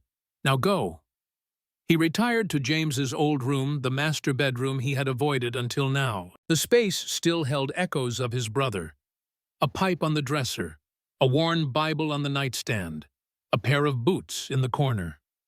Matthew sat heavily on the bed, exhaustion suddenly washing over him. He had been running on determination and caffeine for days, pushing aside grief and guilt to focus on the immediate threats. Now, in the quiet of his brother's room, it all caught up with him. I'm sorry, James, he whispered to the empty air. I should have been here. He imagined his brother's response, not condemnation, but the wry humor James had always displayed. Better late than never, little brother. Despite his intention to remain alert, Matthew fell into deep sleep almost immediately. He dreamed of Gettysburg smoke and screams, the thunder of artillerymen falling around him. But this time, when he reached James's side in the field hospital, his brother gripped his hand and spoke different words. Go home, Matthew. They need you now. He woke with a start, disoriented in the darkness. Something had disturbed his sleep. A sound. A presence. Anna stood in the doorway, shotgun in hand. Riders, she said quietly. At least 3 approaching slowly from the east. Matthew was instantly alert, reaching for his revolver on the nightstand. How far? Half a mile, maybe less. They've doused their lanterns. He rose, checking his weapon. Position. Coming along the creek bed, using the trees for cover. Matthew nodded grimly. Smart. They're trying to flank us from the rear. He moved to the window, peering into the darkness. The quarter moon provided just enough light to make out shadows moving among the trees. 3, maybe 4 men. What's the plan? Anna asked, her voice steady despite the circumstances. We let them come closer. Make them think we're unaware. Matthew's mind raced, assessing options. The barn. We can use it. How? If they think we're sleeping in the house, they'll approach, cautiously expose themselves, crossing the open ground between the trees and the house. He checked his ammunition. I'll position in the barn loft. When they're in the open, I'll have clear shots. Anna frowned. And me? Stay in the house. If any get past me, you'll be the second line. She shook her head firmly. No, we stay together. Better positioning from the house anyway, more sight lines. Matthew wanted to argue, but saw the determination in her eyes. And she was right, the house offered better defensive positions. All right, he conceded. But we make it look like we're unprepared. One lamp in the kitchen like we've gone to bed. They moved quickly, extinguishing most lights, and positioning themselves at different windows, Matthew at the front parlor, Anna covering the side approach from the dining room. The minutes stretched endlessly as they waited, the only sounds their measured breathing and the distant hooting of an owl. "Matthew," Anna whispered from her position, "if something happens to me, nothing will happen to you," he interrupted firmly. "If it does," she continued, "promise me you'll stay with the children, be their father." The weight of her request settled on him not just a temporary guardianship, but a lifetime commitment. "I promise," he said. "But you'll be there too." A twig snapped outside closer than expected. Matthew tensed finger resting lightly on the trigger. Through the gap in the curtains he could make out dark figures moving at the edge of the yard. 4 men heavily armed spreading out to surround the house. One raised his hand signaling to the others. Even in the dim light, Matthew recognized him, a well-dressed man with a distinctive gold watch chain.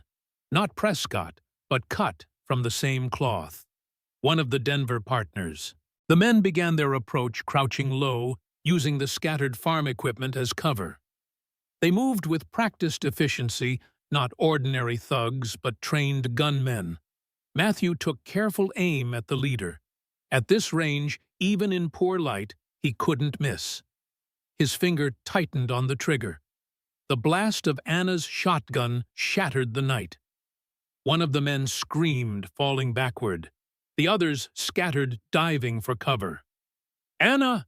Matthew shouted, firing at the leader who rolled behind a water trough. "Left side," she called back. "One was coming through the kitchen door." Gunfire erupted from multiple directions, bullets splintering wood and shattering windows.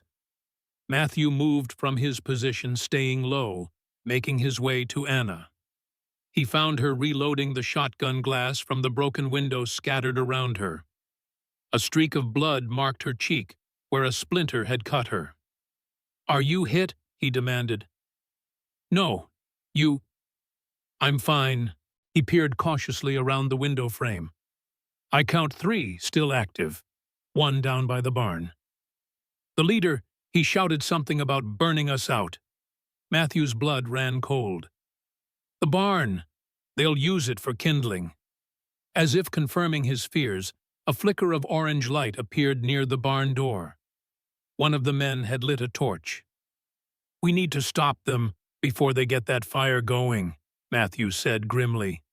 "I'm going out the back." Anna grabbed his arm. "That's suicide."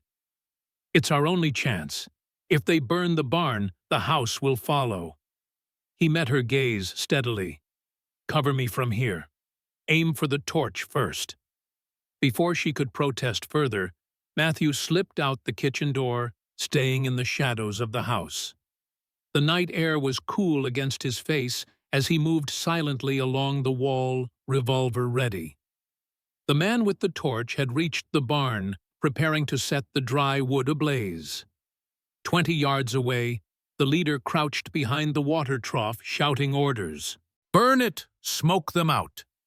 Matthew took careful aim and fired. The torchbearer screamed, dropping the flaming brand as Matthew's bullet found his shoulder. The torch fell into a puddle, hissing into darkness. Answering fire came immediately, bullets thudding into the wall beside Matthew. He ducked, rolling to new cover behind a stack of firewood. Anna's shotgun roared from the house, peppering the area around the water trough. The leader cursed, scrambling backward. Matthew seized the opportunity, moving from cover to cover, working his way toward the barn. If he could reach the loft, he'd have the high ground. A shadow detached itself from the darkness to his right, the third gunman flanking him. Matthew spun, firing twice. The man grunted, staggered, but returned fire. Pain seared across Matthew's side as a bullet grazed his ribs. He pressed his hand to the wound, feeling warm blood seep between his fingers. Not serious, but painful enough to slow him down. The barn door loomed before him. He made a final dash, bullets kicking up dirt at his heels, and threw himself inside. The interior was pitch black, the familiar smells of hay and livestock surrounding him. He moved by memory, finding the ladder to the loft. Each rung sent pain shooting through his side, but he forced himself upward. From the loft window, he had a clear view of the yard. The leader had abandoned the water trough, moving toward the house with renewed determination. The torchbearer lay motionless where he had fallen. The third man was nowhere to be seen. Matthew took aim at the leader, squeezing the trigger slowly, controlling his breathing despite the pain. Click. His revolver was empty. Matthew cursed silently, fumbling for spare ammunition in his pocket. His fingers, slick with blood, struggled with the cartridges. Below the barn door creaked open. "Crowder," came a voice from the darkness. "I know you're in here." The third gunman had followed him into the barn. Matthew froze, caught in the vulnerable position of reloading. "You've caused a lot of trouble." The voice continued, moving closer to the ladder. "Prescott was right about you. Said you'd be a problem if you ever came down from that mountain." Matthew worked silently, sliding cartridges into the chamber. "Prescott talked too much about you and your brother. How James wouldn't sell the land. How you were the dangerous one." A bitter laugh. "Guess he was right about that." The ladder creaked as the gunman began to climb. Matthew finished reloading, but waited, timing his move. "Nothing personal, Crowder. Just business." As the man's head cleared the loft floor, Matthew swung the revolver like a club, connecting with a satisfying crack. The gunman fell backward, tumbling to the barn floor with a heavy thud. Matthew peered over the edge. The man lay still, his neck at an unnatural angle. Dead. Outside, gunfire continued, Anna exchanging shots with the leader. Matthew moved to the loft window, sighting down his freshly loaded revolver. The leader had reached the porch, pressing himself against the wall beside the front door. Anna's shotgun blast splintered wood inches from his head. Matthew took careful aim and fired. The leader staggered, clutching his leg, but remained upright. He turned, firing wildly toward the barn. A bullet whizzed past Matthew's ear. He ducked instinctively, then rose to fire again. His shot caught the leader in the shoulder, spinning him around. The man fell to his knees, then toppled forward onto the porch steps. Silence descended, broken only by the moaning of the wounded leader. "Anna," Matthew called. "I'm here," came her reply from the house. "Are you hurt?" "Just a graze. Stay inside until I check it's clear." Matthew descended from the loft, grimacing at the pain in his side. Outside, he approached the fallen leader cautiously, revolver trained on the man's back. The leader rolled over, revealing a face twisted with pain. Blood soaked his expensive suit, where Matthew's bullets had found their mark. "You've lost Crowder," the man gasped. "You don't even know what you're fighting against." Matthew kicked the man's revolver away. "I know enough. You and Prescott murdered my brother for his land." The man laughed weakly. "For his land? You think this was about a few acres in Colorado." He coughed, blood speckling his lips. "Prescott was just a local agent. We have operations across 3 territories. Mining claims, railroads, banks." "Who's we? Wouldn't you like to know?" Despite his wounds, The man's eyes gleamed with malice. Kill me, and 2 more will come, then 4, then 8. You can't stop what's coming, Crowder. Matthew knelt beside the dying man. What's your name? Surprise flickered across the man's face. What? Your name. I want to know who I've killed. Harrison. William Harrison. The man coughed again more violently. Why does it matter? Because, unlike you, I don't kill nameless men. Matthew's voice was cold. I want to remember who came after my family. Harrison's eyes widened slightly, something like respect flickering in their depths. Family, he echoed. That's your weakness, Crowder. Men like us don't have families, just interests. Then I pity you. The light was fading from Harrison's eyes. Your brother said the same thing, before the end. Matthew's hand shot out, gripping the man's bloodied lapel. You were there when James died. I watched. Harrison's voice was fading. Prescott wanted witnesses, said it was a message to others who might resist. Rage flooded Matthew hot and fierce. He wanted to put a bullet through Harrison's skull to obliterate the smug face that had watched his brother die. Instead, he released his grip, letting the man fall back against the steps. Matthew, Anna called from the doorway, shotgun still ready. It's over, he replied, standing slowly. They're all down. She came to his side, her face pale in the moonlight. You're bleeding. It's nothing. He turned to survey the carnage in their yard, 3 bodies, blood soaking into the soil his brother had loved. We need to alert Sheriff Pike. First, let me tend that wound. Her tone brooked no argument. Then we'll decide what to do. Inside, she cleaned and bandaged his side with practiced efficiency. Her hands were gentle but firm, the touch of a woman who had nursed many wounded men. Harrison said there would be more, Matthew told her as she worked, that killing him would only bring others. Do you believe him? Matthew considered. Yes, men like Prescott and Harrison don't work alone. They're part of something bigger. Then what do we do? Anna tied off the bandage, her eyes meeting his. Keep fighting. Keep killing. For how long? The question hung between them, heavy with implications. Matthew had no answer. A noise outside made them both tense. Hoofbeats on the road approaching fast. More of them, Anna whispered, reaching for the shotgun. Matthew moved to the window, peering into the darkness. A lone rider approached at a gallop, silhouetted against the night sky. As the rider drew nearer, recognition dawned.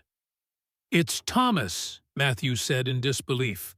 The boy reined in his horse with a shower of dirt leaping from the saddle before the animal had fully stopped. Thomas? Anna called, rushing onto the porch. What are you doing here? Where are your sisters? Safe with Mrs. Tillman, Thomas replied breathlessly. His eyes widened at the sight of Harrison's body on the steps. You were attacked. How did you know? Matthew demanded. Marshal Hayes returned this afternoon. Said Prescott's partners would be coming. Thomas swallowed hard. I had to warn you. So you rode alone at night. Anna's voice was tight with fear and anger. Thomas, you could have been killed. I couldn't let you face them alone, the boy insisted. You're my family. The simple declaration struck Matthew to the core. Family. The word he had run from for 7 years. The responsibility he had abandoned on his mountain. And yet, here was this boy, brave, loyal, fierce in his protection of those he loved. James's son, in every way that mattered. You did well, Thomas, Matthew said quietly. But don't ever take a risk like that again without telling us. Relief washed over the boy's face. "Marshal Hayes is coming with deputies. They should be here by morning." Matthew nodded a plan forming in his mind. "Good, because we have work to do before they arrive." "What kind of work?" Anna asked. Matthew looked toward the eastern ridge where the gold vein lay, the treasure that had cost so much blood. "We're going to seal the mine," he said firmly. "All of it, before anyone else dies for what's beneath that rock." Dawn broke over the Crowder homestead, painting the aftermath of violence in harsh clarity. 3 bodies lay where they had fallen: Harrison on the porch steps, one man by the barn, another in the yard, where Anna's shotgun had found him. Matthew, Anna, and Thomas worked methodically, wrapping the bodies in canvas for transport to town. None spoke much. The gravity of the night's events weighed heavily on them all. Thomas had insisted on helping, despite Anna's protests. The boy worked with grim determination, his young face set in lines too old for his years. When they finished, he washed blood from his hands in the water trough, scrubbing with almost desperate intensity. Matthew approached, placing a hand on the boy's shoulder. "You all right?" Thomas nodded stiffly. "Just thinking about Father, about how he died." "Harrison told me he was there," Matthew said quietly. "That they watched." Thomas's hands stilled in the water. "I was there too. Not when it happened, but after. I found him." His voice remained steady, but his hands trembled slightly. "He told me to be brave, to protect the girls." His last words. Matthew's grip tightened on the boy's shoulder. No child should bear such memories, such burdens. Yet Thomas had carried this alone for months. "You've done well, Thomas. Your father would be proud." The boy looked up, something vulnerable breaking through his carefully maintained composure. "Do you think it's over now, with them dead?" Matthew wished he could offer comforting lies, but Thomas deserved the truth. "No, Harrison said there would be others. Their organization is bigger than Prescott, bigger than these men. And then what do we do?" It was Anna who answered, joining them at the trough. "We change the game. Take away what they want." By mid-morning, Marshal Hayes arrived with 4 deputies and a wagon. The lawman looked grim as he surveyed the scene, but nodded in approval at Matthew's account. "You were right to defend yourselves," he confirmed. These men were known associates of Prescott's Denver operation. Professional gunmen, all of them. Harrison said more would come, Matthew informed him. Hayes nodded grimly. "Likely true. The syndicate Prescott worked for has tentacles throughout the territories. Mining, railroads, banking, anywhere money flows, they have interests. And they want our land. The gold. They want control," Hayes corrected. "Your brother's refusal to sell represented more than lost profit. It was defiance. An example others might follow." While the deputies loaded the bodies, Hayes examined the documents Matthew had recovered from Harrison's coat: letters, claim receipts, a small notebook with encoded entries. "This will help," the marshal said, pocketing the evidence, "but it won't stop them. Men like these are replaceable. We need to reach higher." "The Denver partners," Anna suggested. "Yes, but they're careful, protected by politics and money." Hayes's expression was troubled. "I can post deputies here for a time, but I can't offer permanent protection." Matthew exchanged glances with Anna. "We have a plan."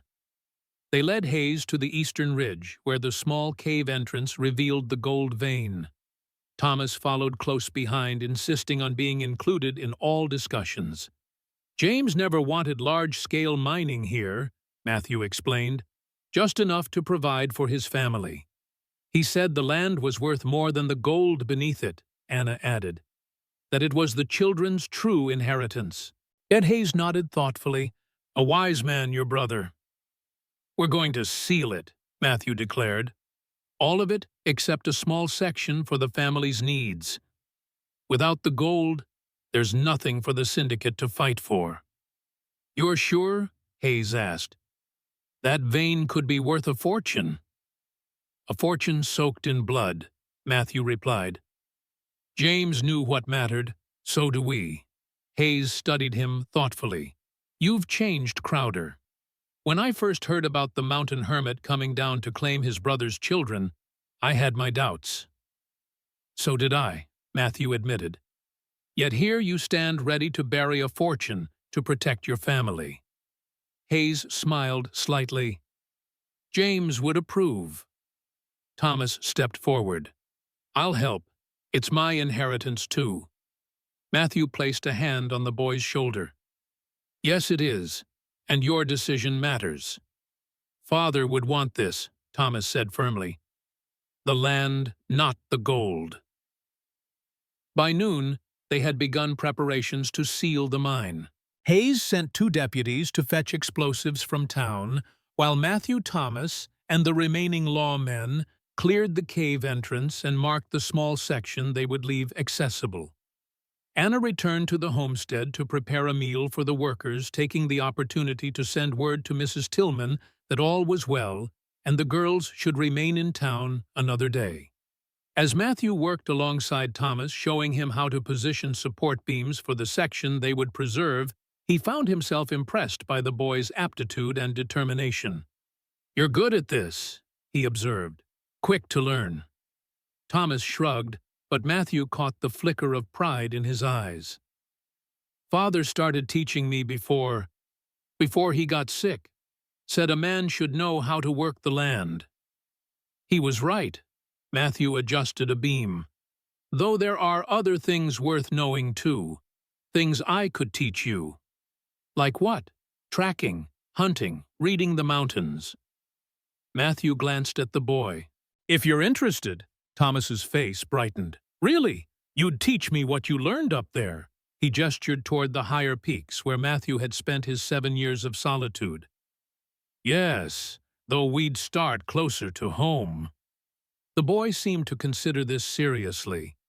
Would we go up to your cabin sometime? See where you lived? The question surprised Matthew. His mountain refuge had been so private, so personal, yet the thought of sharing it with Thomas felt right somehow. Yes, he decided. When things settle, we'll make an expedition of it. Thomas's smile, rare and unguarded, was reward enough. By late afternoon, the explosives had arrived, and Hayes supervised their placement. The plan was elegant in its simplicity. Collapse the main tunnel leading to the vein, leaving only a small side passage accessible through a concealed entrance. As dusk approached, they prepared for the detonation. Everyone withdrew to a safe distance while Hayes set the fuses. Fire in the hole, he shouted, running to join them behind a rocky outcropping. The explosion was deafening, a deep rumble followed by the sound of collapsing rock. Dust billowed from the cave entrance, hanging in the air like smoke. When it cleared, they approached cautiously. Where the main entrance had been, only rubble remained. The smaller access point, cleverly disguised by natural rock formations, would be known only to the family. It's done, Matthew said quietly. Thomas stood beside him, face solemn. Father would understand. Yes, Matthew agreed. He would. As they descended the ridge toward home, Hayes rode alongside Matthew. This won't end their interest completely, the marshal warned. The syndicate is persistent. But without the gold, we're just another homestead, Matthew reasoned. Not worth the risk of federal attention. Perhaps. Hayes didn't sound entirely convinced. I'll keep deputies in town for a few weeks just in case, and I'll be back when we move against the Denver partners. You have enough evidence now. Hayes patted his pocket, where Harrison's documents rested. Getting closer. These will help, but we need more. Someone on the inside willing to talk. If there's anything we can do, Matthew offered, just keep your family safe, Crowder. That's contribution enough. Family. The word no longer felt foreign to Matthew.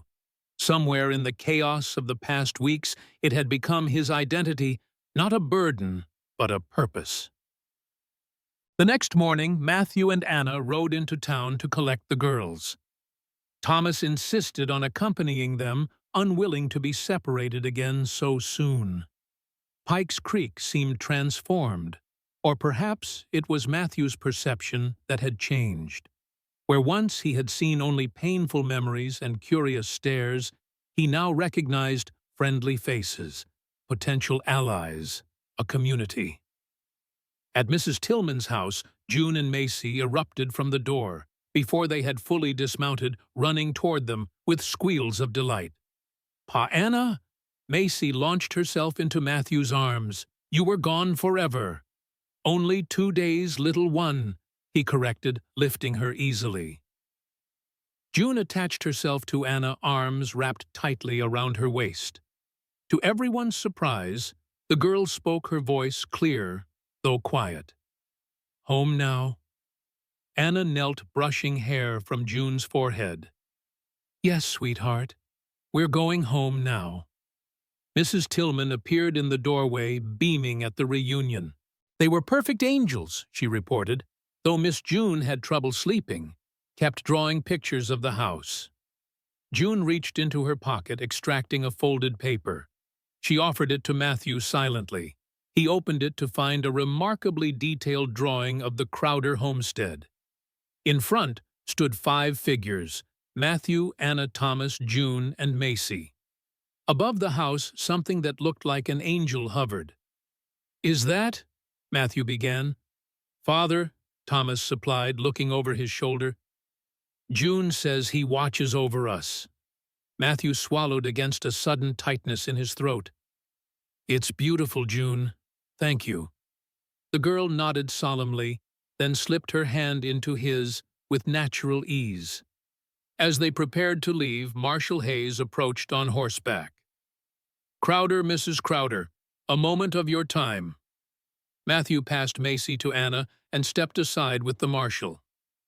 "What is it?" "Telegram from Denver," Hayes said quietly. "The syndicate is pulling back operations in Colorado territory. Seems our actions have rattled them." "Good news, then."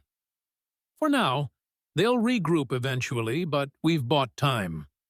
Hayes handed Matthew a folded document. "This just arrived from the territorial office. Official recognition of your guardianship and adoption of the Crowder children." Matthew opened the paper, scanning the legal text with surprise. "Adoption. We didn't file for—" "I took the liberty," Hayes admitted. "After what happened with Prescott, I thought it wise to establish the strongest possible legal bond. Judge Miller signed off yesterday." Matthew was momentarily speechless.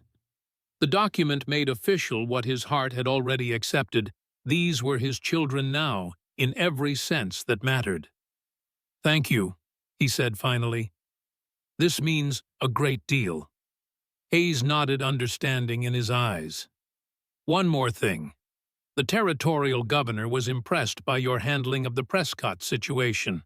There's talk of appointing a federal marshal for this region, someone who knows the land and the people." Matthew raised an eyebrow. "You're offering me a job. Just planting a seed. Think about it." Hayes tipped his hat. "A man like you with skills, courage, and now roots in the community could do a lot of good." As Hayes rode away, Anna approached, curiosity in her eyes. "What was that about?" Matthew handed her the adoption papers. "It seems we're officially parents now." Her eyes widened as she read the document. "All 3 children legally ours. If you're agreeable," Matthew said, suddenly uncertain. "I know our arrangement was—" "Perfect," she interrupted, her eyes shining. "Our arrangement is perfect, Matthew Crowder." Before he could respond, she leaned forward and kissed him, not the chaste kiss of their wedding ceremony, but something warm and real and promising. When she pulled away, her cheeks were flushed. "What was that for?" he asked, slightly dazed. "For becoming the man James always knew you could be." She folded the papers carefully. "And for giving these children a father they can depend on." From the wagon, Macy called impatiently, "Can we go home now? I'm hungry." Anna laughed, the sound bright in the morning air. "Yes, sweetheart, we're going home." The following weeks passed in a rhythm of rebuilding and renewal. The damage from the gunfight was repaired, the barn restored, and the garden expanded under Anna's careful planning. Matthew found himself settling into family life with surprising ease. He taught Thomas tracking and marksmanship, helped June build a small greenhouse for her growing interest in plants, and carved wooden animals for Macy's ever-expanding collection. Most evenings found the family gathered in the parlor, Anna mending or reading aloud, the children engaged in quiet activities, Matthew carving or cleaning his rifle. It was a domesticity he had never imagined for himself, yet it fit like a well-worn glove. His relationship with Anna evolved naturally. Their marriage of convenience had become something neither had anticipated, a partnership of mutual respect that deepened with each passing day. They still maintained separate rooms, but their moments alone grew longer, their conversations more intimate. One evening, as they sat on the porch after the children were asleep, Anna asked the question that had lingered between them. "Do you miss it?" "Your mountain," Matthew considered before answering. "Sometimes. The silence, the simplicity." He looked toward the distant peaks, silvered by moonlight.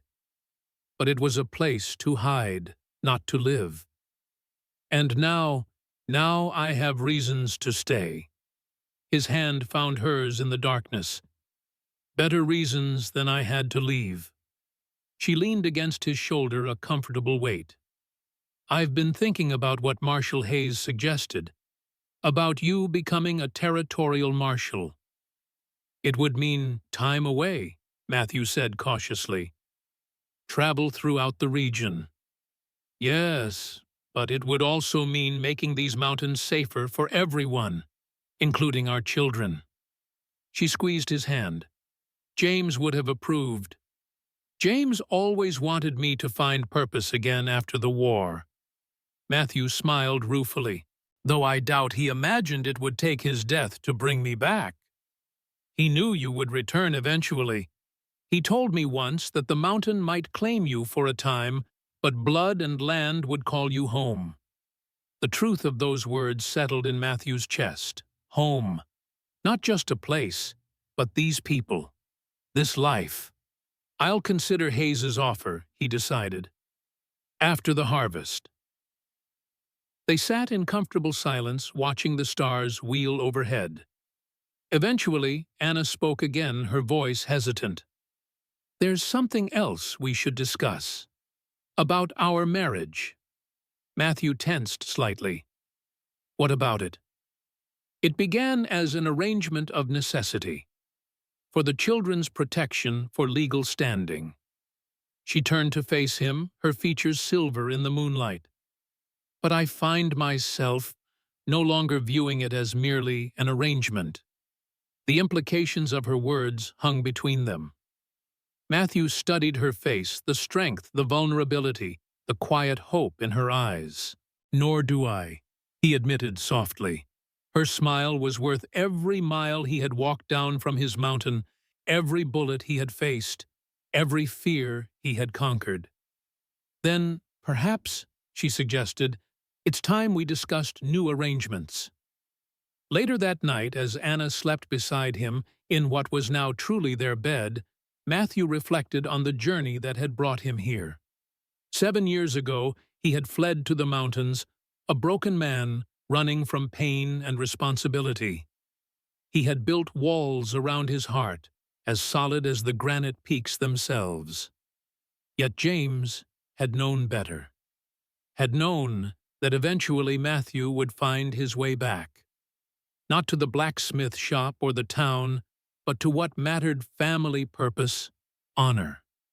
The gold beneath the ridge would remain largely untouched, a legacy for future generations rather than a curse. The land would continue sustaining the family as it had for decades before them. And Matthew Crowder, once the solitary mountain man, would stand as guardian not just of his brother's children, but of the values James had lived by: honor, family, land. Spring came to Pike's Ridge with particular beauty that year. Wildflowers carpeted the meadows, creeks ran full with snowmelt, and birds returned in noisy abundance. The Crowder homestead hummed with activity. A new addition to the house was under construction, a larger kitchen, and 2 more bedrooms needed now that the family was expanding. Anna's pregnancy had been announced at Christmas, to the children's delight. Macy immediately began crafting tiny wooden toys with Matthew's help. June prepared a special garden plot for baby herbs. Thomas, though attempting teenage nonchalance at 12, secretly built a cradle of pine and aspen wood, working on it when he thought no one was watching. Matthew had accepted the position of territorial marshal 2 months earlier. The badge felt strange on his chest at first, but he wore it with increasing confidence as he established justice throughout the region. His reputation as the Mountain Marshal grew fair but firm, with an uncanny ability to track wrongdoers through the most challenging terrain. He was home more often than not, however, prioritizing family over duty when possible. Hayes had understood, arranging his assignments accordingly. On this particular spring morning, Matthew sat on the porch steps, with Thomas teaching him how to carve a whistle from green willow. The boy's hands had grown skilled over the months, his craftsmanship nearly matching Matthew's own. "Like this?" Thomas asked, making a careful cut along the branch. "Perfect," Matthew confirmed. "Now hollow out the center, but be careful not to split it." As they worked, Anna emerged from the house, one hand resting on her swollen belly. At 7 months, she moved more slowly, but remained determined to maintain her usual activities.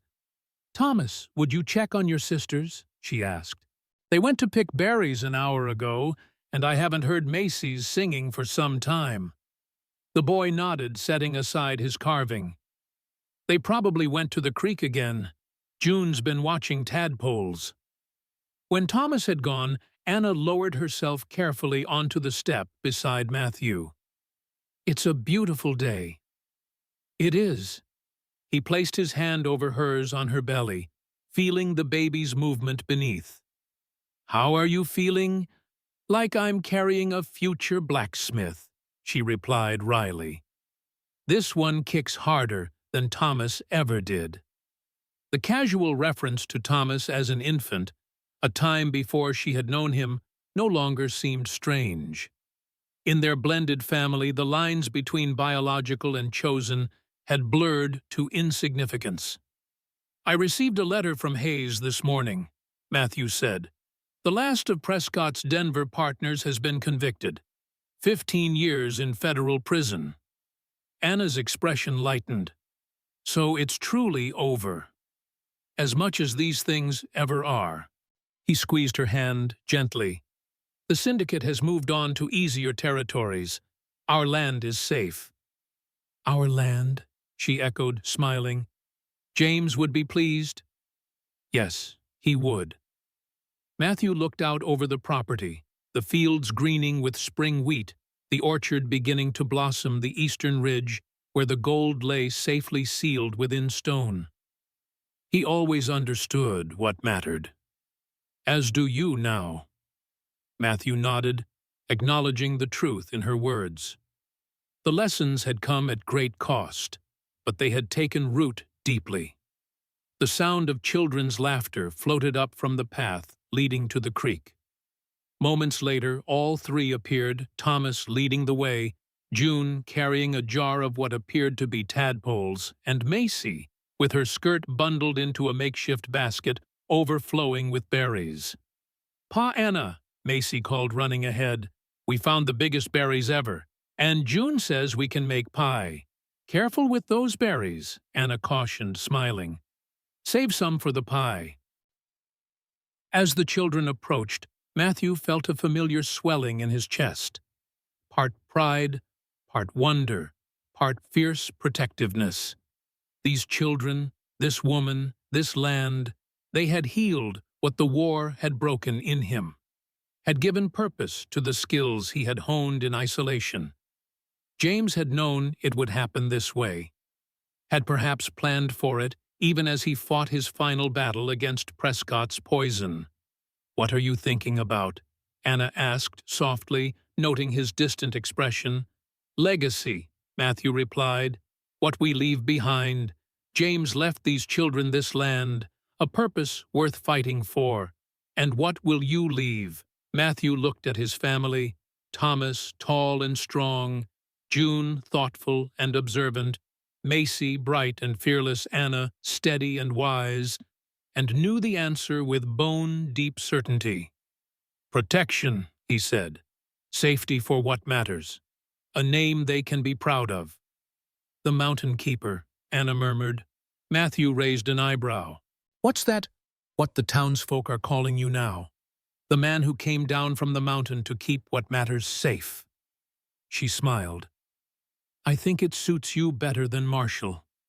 Before he could respond, the children reached the porch, eager to share their discoveries.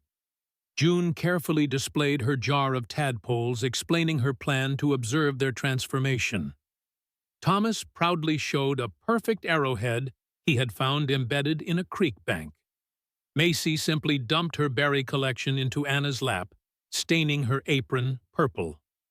"Careful, Macy," Anna laughed, attempting to gather the runaway berries.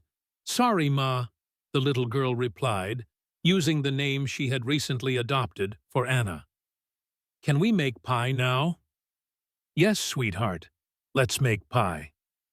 As Anna and the girls went inside, Thomas lingered on the porch, examining his arrowhead in the sunlight.